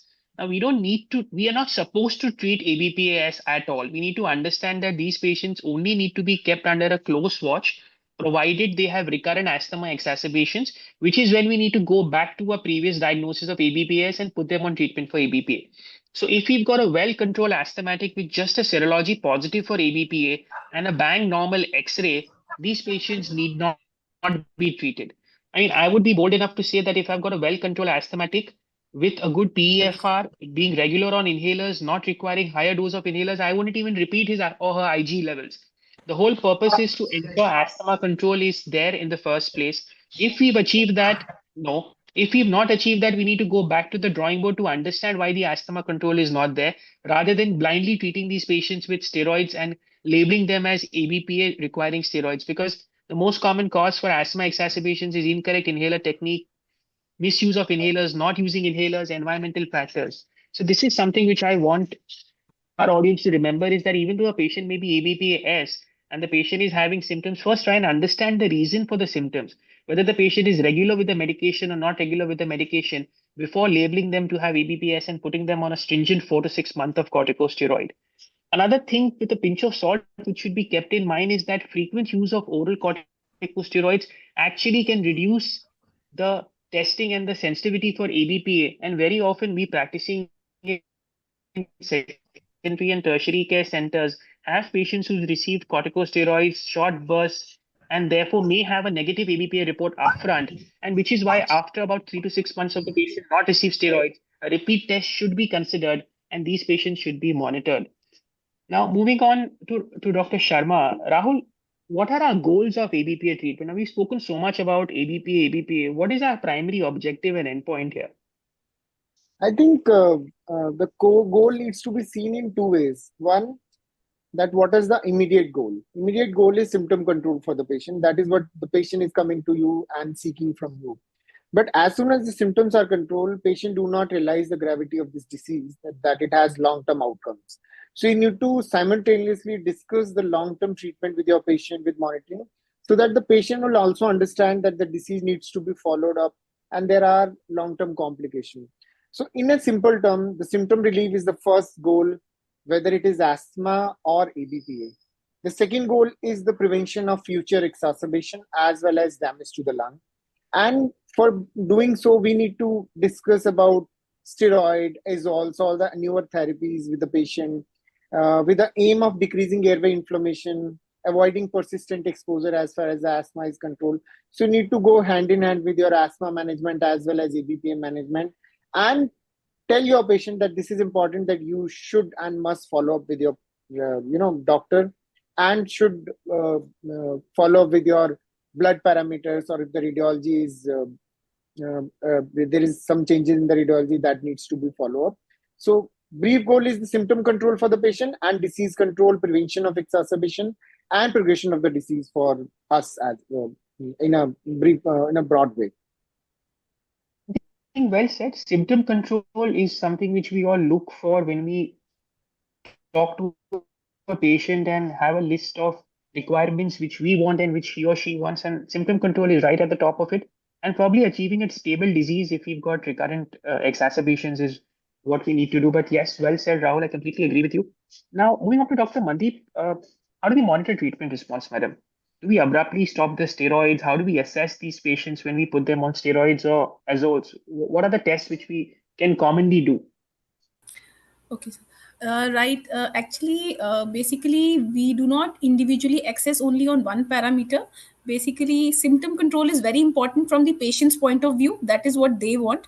So, first, clinically, there is a subjective kind of an assessment, and the patient will guide us whether the patient is improving or not. There's a lot of relief from the patient's side. Secondly, most important immunological parameter that we've been discussing is the total serum IgE levels. So this is one parameter that reflects the activity of the disease. They are known to increase and decrease. So monitoring is basically very importantly done on the basis of the total serum IgE levels. And the criteria that we follow is roughly a 20 to 25% decrease by 2 months of treatment. So when the patient comes back, we advise a serum IgE level, and a significant fall to even like 20 to 25% is considered a good response.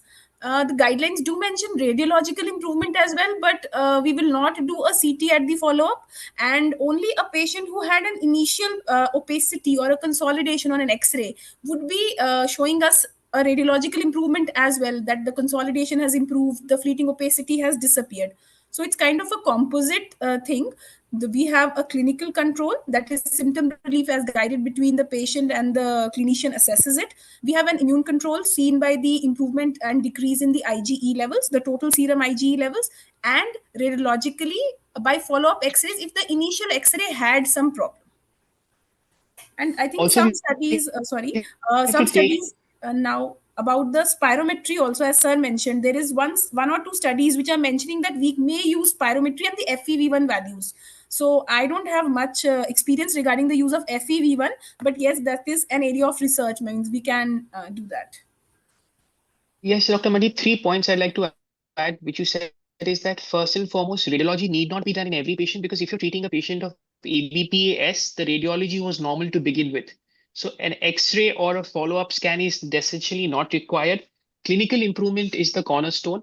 And you were talking about recent advancements in other monitoring tools. Yes, spirometry is coming up. Even peak flow meter readings are being used very frequently. There's research going on. And like Dr. Marwah said, that FeNO is becoming a very important tool for asthmatic ABPA patients, where a FeNO fall in a FeNO value is given a good response to treatment. So this was mentioned by Marwah sir, but yes, PEFRs, FEV1 values, and FeNO can be used very easily in the OPD basis. And radiology is not important for follow-up and to assess treatment response in ABPA as patients. Now, Marwah sir, we've given steroids, we've given azoles. What if we just can't get off the steroid? How do we treat these steroid-dependent ABPA patients, sir? So these are actually very difficult, patients to treat, because then you have to go to either azoles or you have to go to biologics. So these patients where you are tapering, then you probably need to keep them on low dose of steroids and then go for a combination therapy with azoles, as we've already mentioned, for 4 to 6 months, and probably extended. So there is some evidence coming that you can probably extend the duration beyond 4 months also, and you can give long-term azoles to these patients. Other option is that there is not much data with nebulized amphotericin. So just one study which has come up where if the patient is well maintained in maintenance, you can give this weekly 25 milligram dose of nebulized amphotericin, liposomal amphotericin B. But what we more commonly use nowadays is biologics, because there is a lot of data with biologics, especially with omalizumab becoming cheaper and being effective, and the newer biologics as well. In fact, my first patient where I used benralizumab was a severe ABPA case where the AEC was 2700, and within just 2 months it came down to normal. So these patients respond wonderfully to the anti-IL-5 therapies which we have nowadays. And so this is what my approach would be. So probably azoles, if they are not getting better with azoles as well, then probably we look at biologics. And then probably in the horizon, we have got this amphotericin and other inhaled azoles also, where the studies are going on. But one very important facet is that you have to look at environmental control as well. No matter what kind of therapy you give, if there is a damp in the room, damp in the house, there's ongoing aspergillus exposure, then these patients are not going to get better. So like we do it for severe asthma patients, then probably a environmental assessment and reduction in the exposure is also important to be looked at. I think very well said, sir. Biologics are the way to go.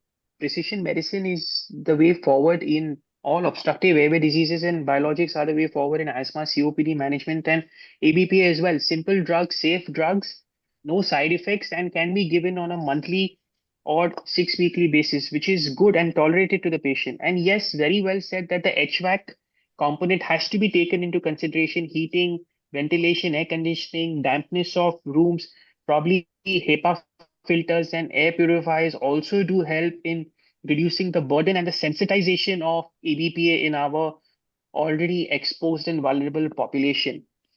Now, moving to Moitra, sir, I'm going to ask you a dream question, which we all hope to achieve, is remission in ABPA. Do you actually see remission in ABPA, and what do we do next? Yeah. So this is one of the thing that we all have seen that, and very important to make one point, which I would like to say that, so the remission in the ABPA, it is something which we all aspire to have, but means like what happens is that in the Indian context, and one of the very important factor which Dr. Marwah has brought up is the environmental control. It is very much lacking. Okay.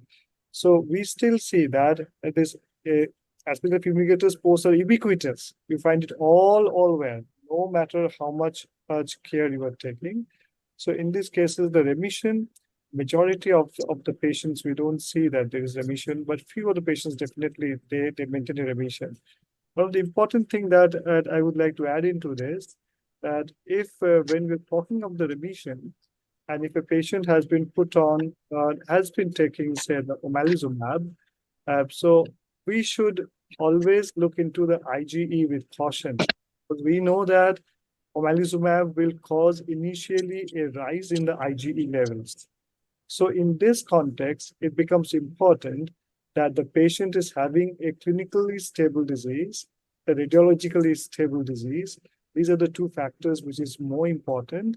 And the IgE may rise, as it may not fall. That is because of the omalizumab itself, because it leads on to the rise in the free IgE levels, the initial phase of the treatment, and that it actually lasts for maybe 2, 3 months, 6 months, 8 months, even a year for any of the patient.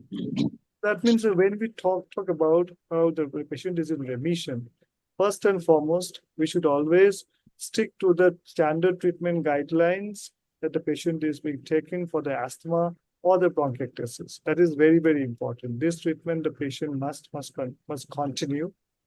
The patient is achieved the remission with the biologics, mostly with omalizumab, or maybe if it is the other newer biologics, like that is the MAPO, Benra, or these are the two mainly available. Dupilumab is still, and it's very difficult to get in India. So this patient needs to continue with that, because we do not have any clear-cut stopping rule for this anti-IL-5 there's monoclonal antibodies.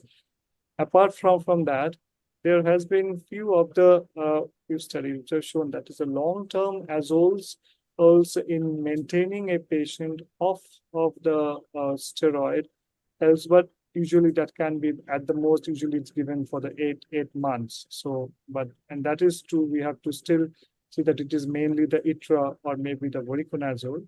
So these are so patient to maintain on the remission first and foremost. We talk about continue with the asthma treatment as per the guidelines, continue the bronchitis the patient having as per the guidelines, and monitor the patient and frequently, maybe 3 to 6 months in the first year, and then maybe after 6 to 12 months in the next year. It has to be individualized from the case to case basis. And many times you may see the patient is coming into like exacerbations and gone in again, patient goes back to the acute ABPA from remission. And very important to take into consideration the environmental control in these patients, along with the giving the treatment for the others. So remission is something which we all have to be very cautious. We cannot take it that we cannot just sit back and say patient is done. No, it has to be very cautious and individualized, or what we call it a personalized, patient-based, each patient-based treatment which has to be continued for them. I think very well said. And another practical point, which I've seen in a lot of migratory population of asthmatics and ABPA, which I see in Bombay, is asking them to go back to their native place, which is sometimes a drier place where we have a lesser spore count and probably lesser exposure to the ubiquitous aspergillus, which is there. Not completely true for the entire population, but yes, for the migratory population, going back to a drier climate does actually help in achieving some amount of remission because of the spore count. Now, moving to Dr.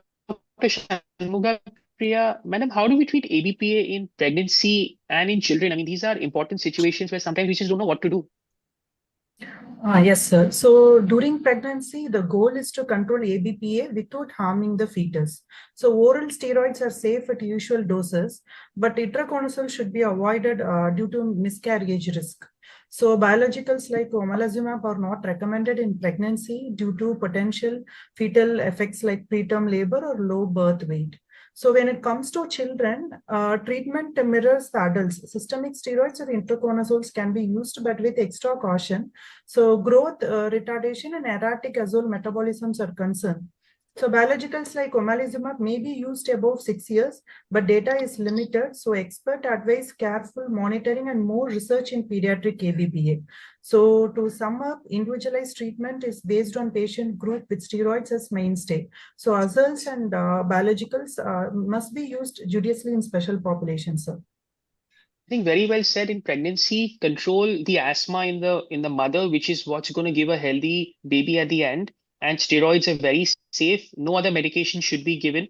So 4 to 6 months of steroid use probably. Now, it's the notion with asthma, but 33% women in pregnancy become better, 33% remain the same, and 33% worsen with asthma. So it's the 1/3 women which actually worsen with asthma. You need to keep ABPA at the back of your mind and understand that steroids are safe. And by the time you taper down your steroids, the term is over. So probably at that point of time, if you have a relapse or an exacerbation, you can consider alternate medicines. But absolutely, azoles are unsafe, should not be used in pregnancy. And with children, a word of caution: be very careful before you start the patient on ABPA treatment. Ideally, refer them to an ABPA specialist or an asthma clinic where there's complete understanding of how to use the steroid, at what dose to use the steroid, and other alternate diagnosis is excluded. So that's a word of caution. Now, moving to a very important question, which is sometimes unaddressed given the burden of tuberculosis in our country, and we often see fungal ball and ABPA coexisting. Rahul, what do we do in this situation? What would be the drug of choice, and how do we monitor these guys? I think I don't want to see such patient ever, because this is very, very difficult. Nobody knows that how to treat these patients. So as far as the guidelines are concerned, they say you treat both the disease separately. But when we talk about the pathophysiology of ABPA, the fungal burden or the spore hypersensitivity, which is creating this problem to the patient, and a ball is sitting inside the lung, probably it is not doing the harm. So as per guidelines, if you see a fungal ball in a cavity with ABPA diagnosis, which is more and more prevalent nowadays with new guidelines because they are not restricted to bronchial asthma now. So you need to see whether it is doing any harm to your patient or not in terms of isolated disease. Where if it is causing recurrent hemoptysis to your patient, probably these are the patients who need surgical correction for their fungal ball, other than control or the remission of your ABPA. So if you believe, or what my personal experience is, if we see that The patient is not getting controlled. His IG remains high. He is having recurrent exacerbation. Probably these are the patients in which you need fungal suppression with this ball, whether it is causing hemoptysis or any other symptoms or not. So antifungal can be tried, or you must try antifungal in these patients. If the IG level is not going down, or your patient has frequent exacerbation, repeated exacerbation. But as far as the treatment is concerned, probably the gray line exists whether you need to treat both these things together or separately as per the guidelines. I think well said. Now, Isham has made it easy for us by incorporating bronchiectasis and COPD. On the other hand, it's made it tougher for us because earlier a bronchiectasis patient with a fungal ball, we could just forget and just treat the fungal ball. So, like you said, to understand what is the symptom predominant, whether the fungal ball is causing hemoptysis or a disease burden or the ABP is causing breathlessness and wheeze is the question. We have enough data to say that itraconazole works well in achieving some amount of remission and reduction in size in a fungal ball. So I would personally be tempted when we've got a coexisting fungal ball and ABPA to probably consider giving itraconazole upfront rather than oral corticosteroids in these patients. What do my other panelists feel? Marwah sir, Moitra sir? Absolutely. I think if the fungal burden is high, and with steroids, there's always a risk of these fungus becoming invasive.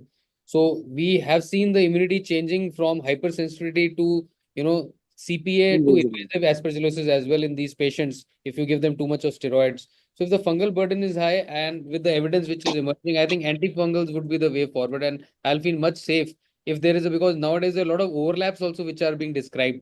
ABPA, CPA overlap, which is there, or ABPA, CPA, IPA overlap. So in this subgroup, I think I would, tend to avoid steroids as well. And how long do you want to give antifungal in such patients, sir? That is also not very clear. Yeah, that's not No. clear. There's not much data, but I think it has to be individualized on a case-to-case basis. So we've got two girls in our system. I mean, they're both I think 20-year-old. So I personally use itraconazole for 6 months, 4 to 6. One girl is on 4 months and the other is on 6 months, and good symptom control. The fungal ball has not changed one bit, but definitely the symptoms have become better. So that's personal experience. But yes, we need more data. How long to use? Probably we can all pool data at the end of this discussion and have worldwide data come and have an Indian consensus at the end of this webinar.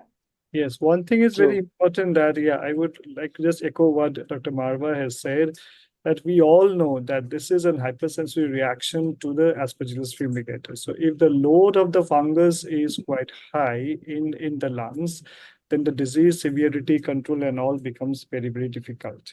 And so in this regard, it's very important that we all are usually try to use an antifungal agent, which is definitely helpful in reducing the fungal load. And maybe if it is needed, we might have to go in for the surgical correction if there's a fungal ball. And along with that, we have to give an itraconazole. So that is the way forward, because we have to reduce the fungal load, because that is definitely going to reduce the hypersensitivity reaction. So because it's a very highly protease content, its protease content is very, very high, this aspergillus. So less the protease content in the lung microenvironment, this is the damage caused to the tissues. And definitely that is going to help a lot in the disease is remission and making the symptoms less. Dr. Mandeep, what is a supportive therapy? We've spoken about maintenance therapy, steroids, azoles. How do we treat supportively these patients? What are the add-on therapies which can improve the quality of life in ABPA patients? Right, sir. So basically, at the outset, what I would like to say is that since the cause is a fungus, so our first aim is environmental source control, as sir has already said, because I would not want that there should be an increased inhalation of the spores that are going to colonize the airways and further on lead to a disease. So first of all, avoiding the growth of the molds and avoiding damp environments and taking all steps so that there is not increase in the level of the spores is one of the very important therapies that needs to be taken care of at the institutional or at the homes, etc. Then moving on, since we have been discussing that most of these patients have bronchiectasis. So in these patients, we have viscid secretions, we all know, and the use of mucolytics is recommended. And there are studies regarding the use of hypertonic saline. So we have used in a few patients, but yes, not many tolerate it. And there are reports of bronchospasm associated with that. And we can try mucolytics definitely so that there is, ease of expectoration of these plugs and less secretions are there. Also, because bronchiectasis does have colonization with Pseudomonas as a refractory bacteria that we've all seen. So there is I mean, we have also tried using long-term azithromycin therapy at our setup, and we have got good response. But yes, we have to be slightly careful regarding any prolongation with the interactions with the other drugs that do occur. Apart from that, nebulized antibiotics also do have a role, like nebulized tobramycin has been used by us. Then moving on, vaccinations are recommended in all respiratory patients as adult vaccinations. But what we recommend is that do not give it when the patient is acutely sick or having an exacerbation. Do give it at follow-up or when the patient is stabilized.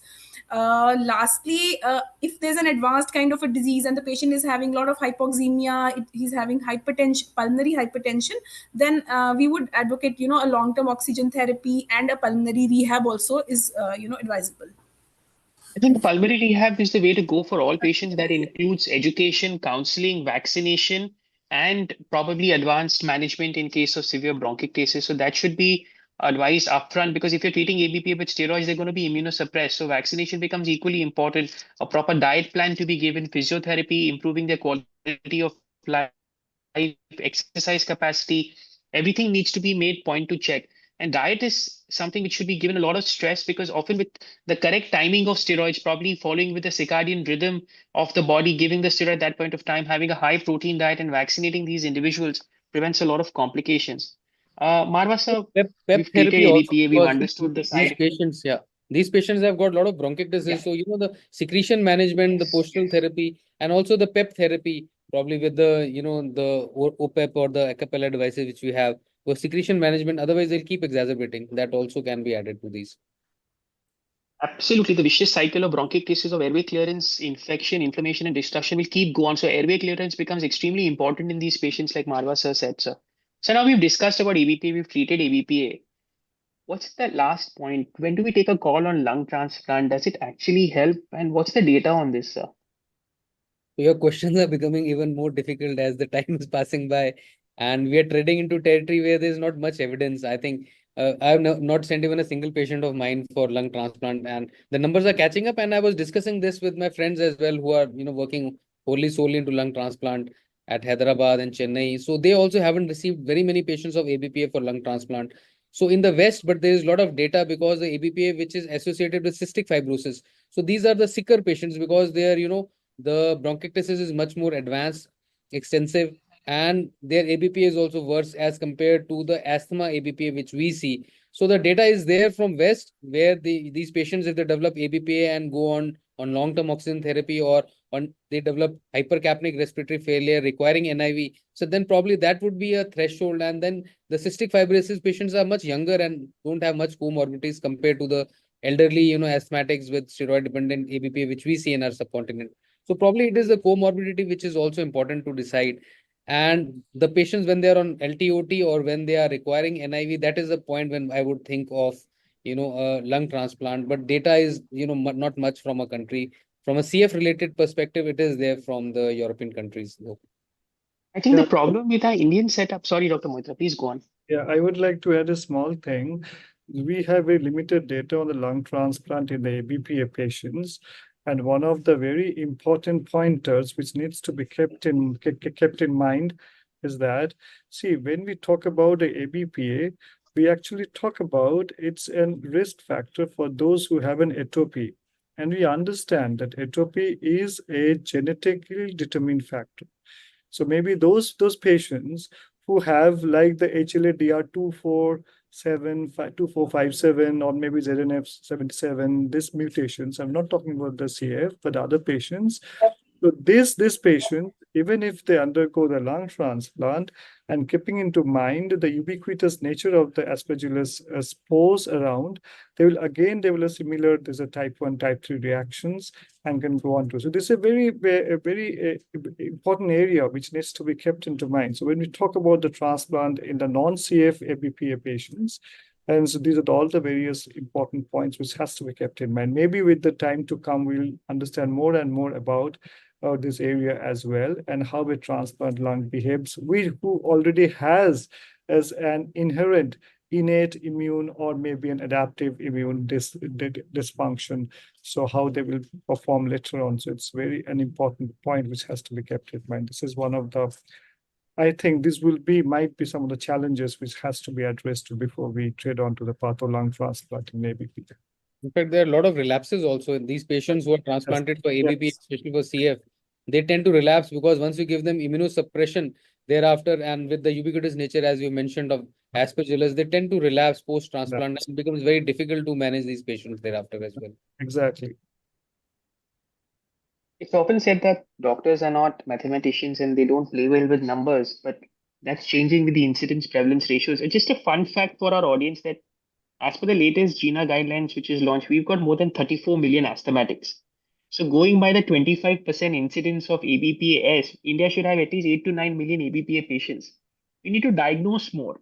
The minute we start diagnosing our patients more and labeling them early upfront of ABP or ABPAS, our automatically data is going to go richer and we're going to have more evidence of what next needs to be done. The sad part is that often these patients aren't diagnosed and they're just left and labeled as asthmatics with poor inhaler techniques. So, yes, we've got a bunch of questions from the audience, and I'm going to pick the brains of my fantastic panelists who've been uh, enlightening us. I'm going to start with Rahul. Rahul, what's the immunological mechanism involved in ABPA? It's a question from Dr. Rohan in Bhopal. This is so we all talked about that. This is the hypersensitivity reaction that we see more often with TS2 type of hypersensitivity, and per se nothing related to fungus per se, that it is not the invasive nature, it is the sensitivity part which is creating most of the damage in our lung. So by giving them immunosuppressant, we are doing the reverse of what is going on inside in the pathophysiology, that this inflammation or this cascade of allergic reaction which we need to suppress. So this is the basic thing with TS2 hypersensitivity, but there are some other things that has been mentioned regarding the pathophysiology, but whole soul and in a crux, when we talk about clinical perspective, I think it is the hypersensitivity that we are treating, not the fungal infection, that needs to be kept in mind. I think very well said that. Yes, sir. To add one small thing, as Dr. Rahul has said very nicely, yeah, this is very true. When we talk about the pathophysiology of ABPA, it's basically an hypersensitivity reaction. We all know it. But of what we know about the latest hypersensitivity classification, it's not the old Jelen-Coombs classification we use anymore. So latest the classification, it was 7 types, like the 3 antibody mediated, then 3 is basically the cell mediated, then we had the metabolic driven, epithelial driven. So what it comes in the context of the ABPA is that we know that it's not only an antibody-mediated disease, the hypersensitivity reactions, but at the same time, we have a type 4B, we have an epithelial-mediated disease, and we have also the other components coming into. So we understand the network is pretty complex. So in the disease context of the ABPA, but all said and done, the main thing is that it is because of the body's is impaired or dysregulated innate and both adaptive immune system, which actually gives rise to a disease like an ABPA. Hyperimmune response, like we've all studied. So very well said. Dr. Shanmugapriya, what are the contraindications to steroids? What do we do with steroids? In which situations should we avoid them completely? Steroids are the cornerstone for ABPA treatment, especially in the acute and inflammatory stages. So, however, there is some relative contraindications and situations where caution is needed. So, absolute contraindications are relatively rare, but we can include acute, active, untreated infections like TB or fungal sepsis, or in severe uncontrolled diabetes mellitus, especially if already it is steroid-induced, or psychiatric illness like steroid-induced psychosis. And relative contraindications may include uncontrolled hypertension, peptic ulcer disease, severe osteoporosis, and pregnancy. In such scenario, we may either delay the steroid or treat the underlying issue first, or use alternative strategies like itraconazoles or steroid-sparing agents. So steroid remains central. It is essential to manage. One more important contraindication: the patient is just not willing to take the steroid. I think that's No, most important contraindication. So the point is, it is the contraindication of use of steroid per se. So I believe that there is no absolute contraindication in ABPA to use steroid. It is the contraindication of steroid per se, which we need to see that whether these steroids can be given to such patients or not. Absolutely. It's the other way around. I'm going to ask another sort of controversial question to Dr. Mandeep, which Dr. Amog has asked us, that does the long-term use of inhaled corticosteroids promote fungal commensal or colonization or sensitization in the airways? Uh, so inhaled corticosteroids do have a chance of pneumonia, that as we've seen in our patients who are asthmatics, but I don't think so. They would decrease the immunity to an extent that colonization would be seen, because otherwise we are regularly giving steroids to our inhaled steroids to all the COPD and asthmatics. So I don't think that is a very big cause of concern, because there is a dysregulated mechanism that is leading to the colonized fungus causing the infection. So sometimes it is a ubiquitous fungus. It can be found even in those patients who are not taking steroids. So Absolutely. So what we need to tell our audience is that a poorly controlled asthmatic will have a higher chance of sensitization and developing ABPA rather than a well-controlled asthmatic. And the inhaled corticosteroids is not going to cause colonization per se or worsen sensitization of ABPA in these patients. So yes, Marwah, sir. And Add, because even the bronchiectasis patients in India are treated like asthma. So you have to be very clear that it is asthma, because if you treat, because anybody who gets breathless gets an inhaler. So it should not happen that you're treating a post-TB bronchiectasis in the absence of asthma with a steroid inhaler. So that caveat will be there, because we have seen that steroid cause a lot of harm when they are given in a non-asthma bronchiectasis, kind of a setting. Post-TB bronchiectasis, please avoid steroid inhaler. So there is evidence of harm. Give the inhaler, but give the correct inhaler. Give a bronchodilator rather than giving an Bronchodilator and inhaled corticosteroid. Yes. Moitra, sir, yes. yeah, and very important point that I would like to tell to the doctor who just asked, that it's the important that how we control the airway inflammation.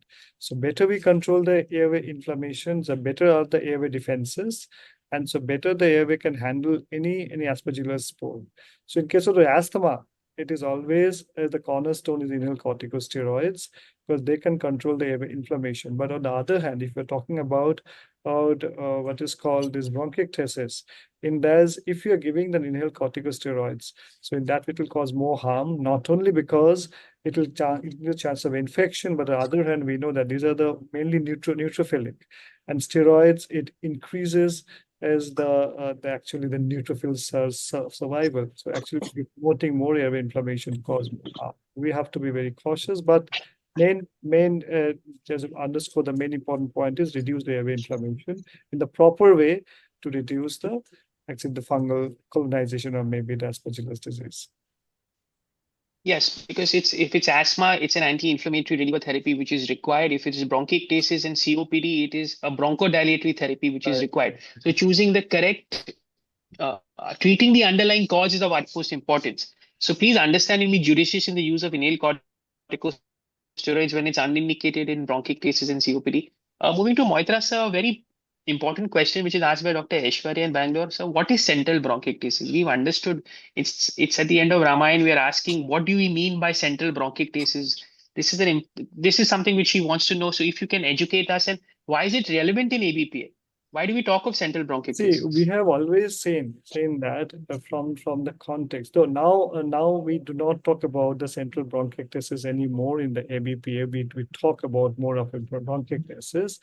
But if we go from days back when the Rosenberg-Patterson criteria and all, we all talk about the central bronchiectasis to be one of the pathognomic feature of the ABPA, because there was very few conditions which gives the condition of central bronchiectasis. I think the Munier-Kuhn syndromes and things like that.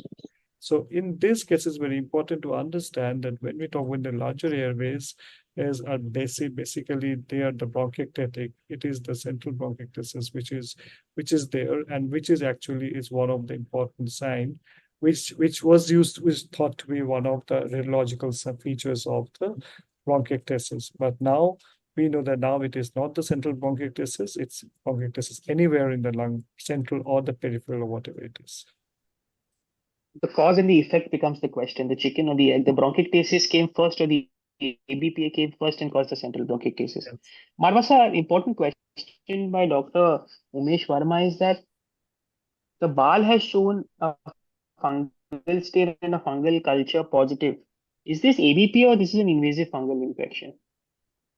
So very interesting question. So if the BAL is positive, then it has to be seen in the context of the CT scan. So just on the basis of BAL, because if you are getting a culture positivity, it may just be a spore which has germinated on a culture, which is not specific at all. So that is why, the Peterson-Kelly looked at it as a minor criteria. So if you are getting hyphae in BAL, it is more significant than a spore which grows on a culture. So that is very one important. If you look at the pathogenesis of ABPA, so there has to be a milieu or nidus, which is usually a lot of secretions in the asthma or bronchitis or COPD patients, in which the fungal spores get embedded. And then they go into, formation of pseudohyphae and local protease and anti-protease mechanism, as we know. So if you are just, taking the spores out of the airway and then culturing it, so it is a very, very non-specific way. So I'll have to look at the CT scan to say whether there is some amount of mucoid impaction, there is some amount of bronchiectasis, ham or not, to decide whether, this is significant or not. Absolutely. So in the correct clinical context, if you're not suspecting an invasive fungal infection, then you need to consider this as an ABPA. But if you're suspecting an invasive fungal infection, then at that point of time, I would also advise get a TBLB done. So you'll have a better clinical diagnosis of invasion if it's there or if it's not there. So that's just a take-home point. The goal before the bronchoscopy should be determined. Rahul, I'm going to ask you a case which Dr. Arun has put. He's basically trying to ask us that he's got a patient whose clinical diagnosis of ABP is confirmed. The patient is 60 kg, has been on prednisone 8 mg 3 times a day, is tired of the side effects of the steroid use, and how does he convince the patient that the steroids are important for the ABP? He's distraught. This is I something think the which we all discussion face in our is, OPD. What yes, should we do next? yes. So I think the discussion is going on for the time being that if your patient is not willing for steroid, I think we have steroid sparing therapies. So it serves two purposes. One, you tell them that the antifungal can be tried in these patients if the patient has these symptoms, or the biologicals as a, I would say, trial therapies in these patients. If the patient has cost concern, he will come back to steroid again. If the cost concern is not there, he will opt for other therapies. And Dr. Marwah has shown beautifully that antifungals work as good as steroid in these patients. So when we believe that our patient is getting more side effect, the risk benefit ratio is erring towards risk more rather than benefit, then I think it is worth trying antifungal rather than steroid, and we can slowly taper off the steroid and put the patient on antifungal and see the response.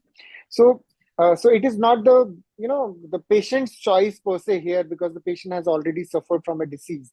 Let's presume that after antifungal the patient is not responding. Patient again has very limited choice but to start steroid or probably try antifungal therapies. So when your patient is well compliant till now, probably you should always discuss with the patient and decide that yes, we can try antifungal and taper off your steroid. If it works well for you, you can continue with your antifungals. Otherwise, steroid is the only option with other trial therapies. So Mandeep, we've got a question from Dr. Jay in Delhi who's asking what are the complications of combining steroids and antifungal itraconazole upfront in patients? So maybe the side effects pertaining to both of these are there. We need to see that in case of like voriconazole, if we add, there is less of patient tolerance, and combining steroids with voriconazole actually decreases the levels of voriconazole. So we sometimes advise the therapeutic drug monitoring for the same. Azoles by themselves are prone to cause liver toxicity. So that is one thing that might occur. And various issues related to gastritis and abdominal upset are also seen. Then pertaining to the steroids, we may have use of sometimes Cushing syndrome has been reported in case of the use of a combination of both. Typically, with itraconazole, Cushing syndrome is heightened.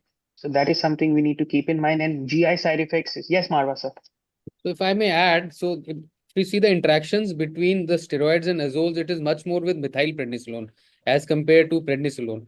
And the azoles are known to inhibit the metabolism of steroids.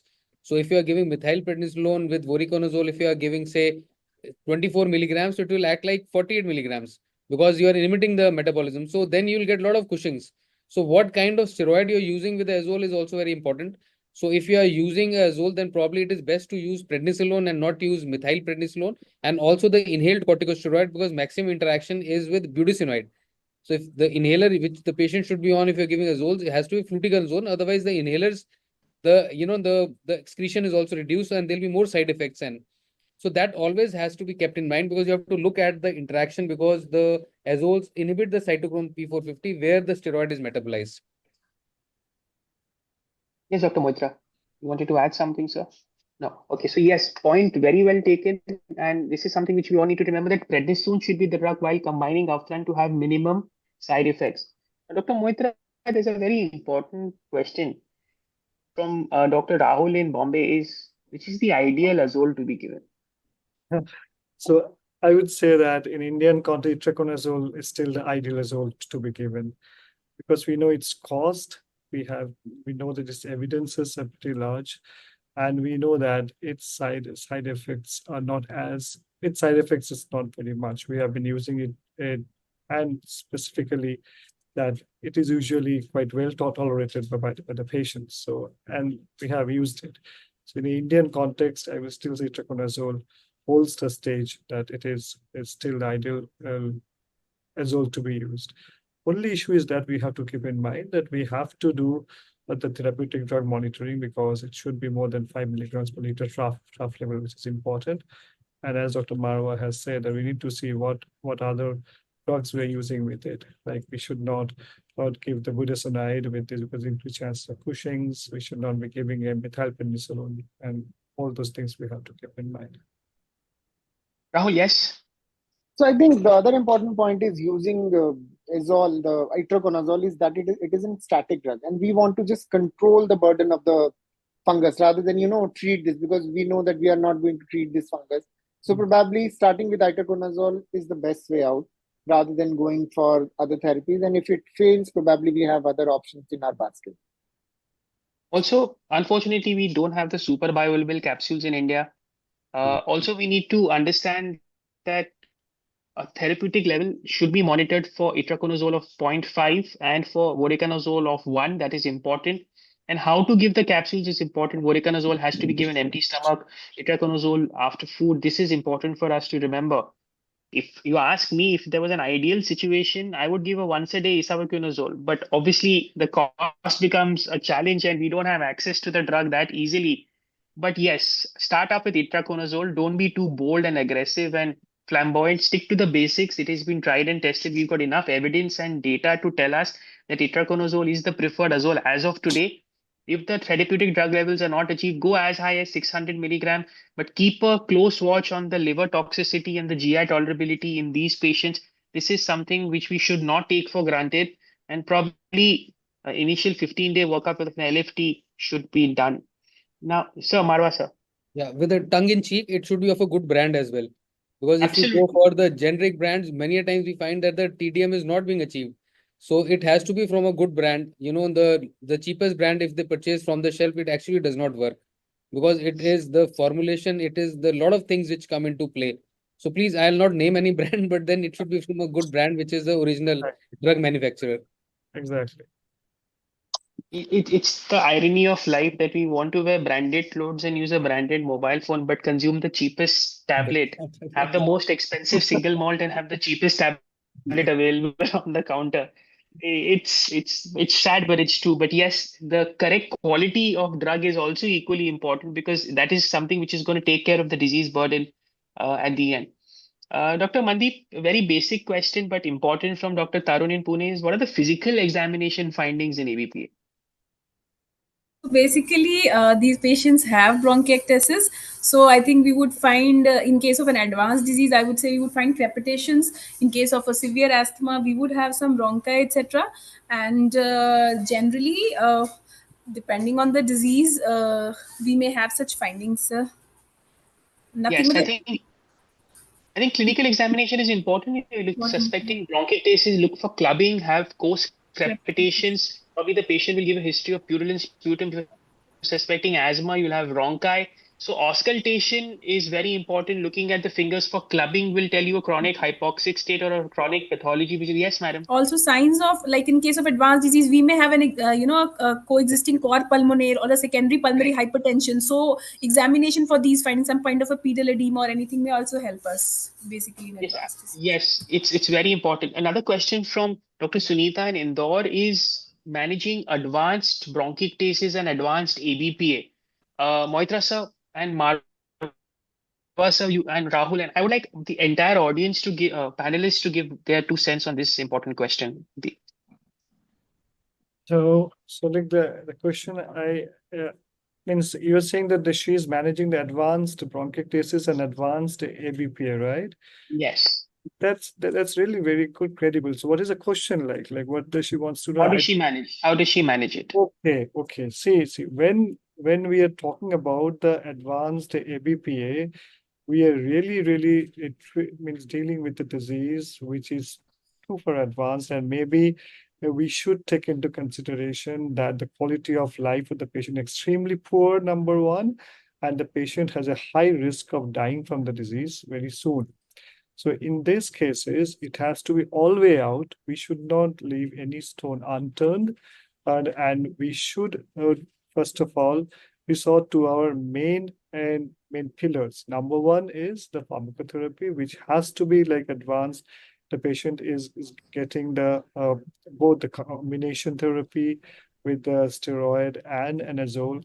If the patient is needing and biologics, well, or and the patient this as was saying that in the that is Nebulam study means the nebulized amphotericin B may lead to somewhat a reduction and or increase in the time period for the first exacerbation. That is number one.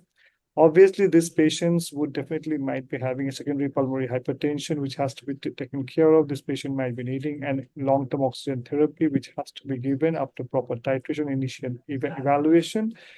Cord pulmonale is very important, and this patient has to be treated with adequate diuretics and supportive for the cardiac part as well.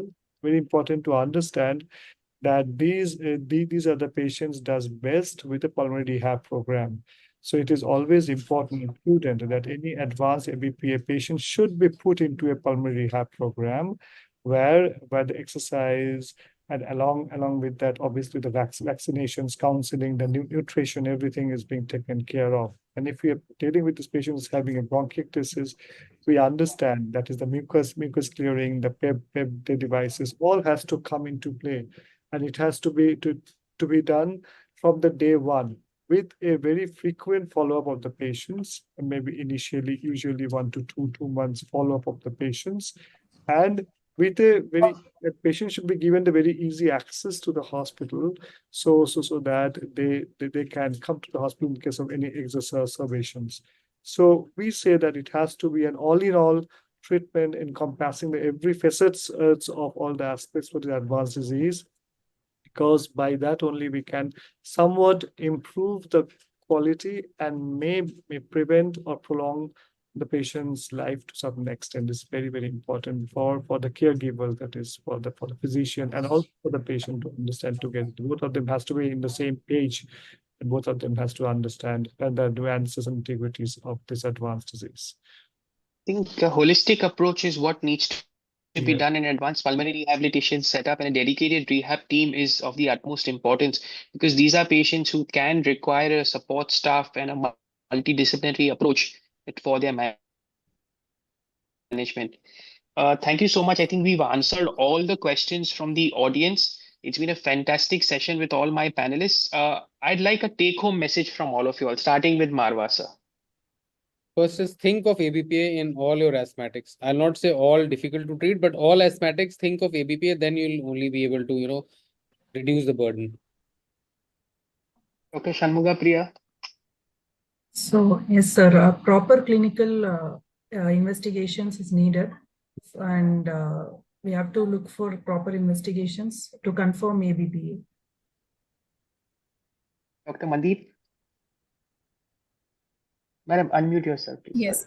What I would like to say is that screening, first of all, is important. And secondly, whenever a patient presents to us with symptoms, try to rule out all kinds of exacerbations. Just don't jump to treatment with a long dose of steroids because it might just be an asthma exacerbation. So, there, a short course of steroids might also do the work.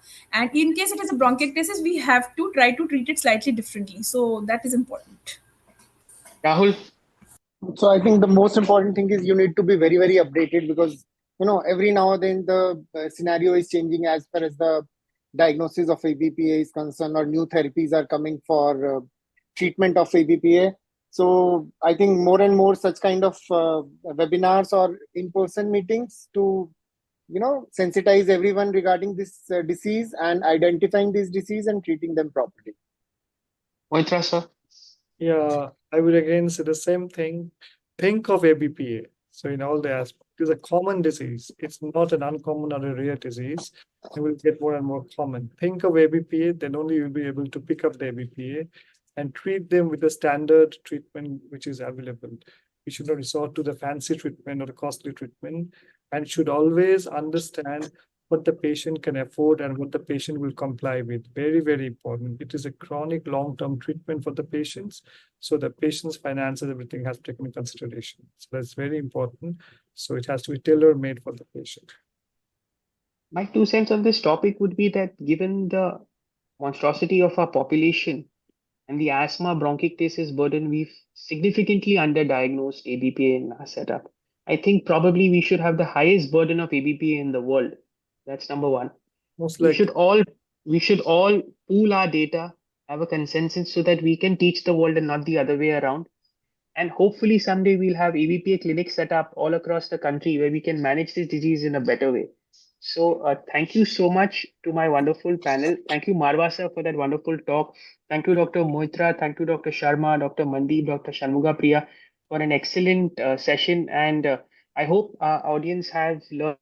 I've learned a lot from today's talk on ABPA, and I hope we continue having such webinars. And yes, Rahul, we hope to have an ABPA panel discussion and a complete day seminar on ABPA soon, where we can take these cases and keep learning and keep studying and identify and treat ABPA is the way to go forward. So thank you so much. Thank you, everybody. And thank you, Thank you, everyone. ICS, and thank you, Dr. Thank you. Amita Nene, for once organizing this wonderful webinar.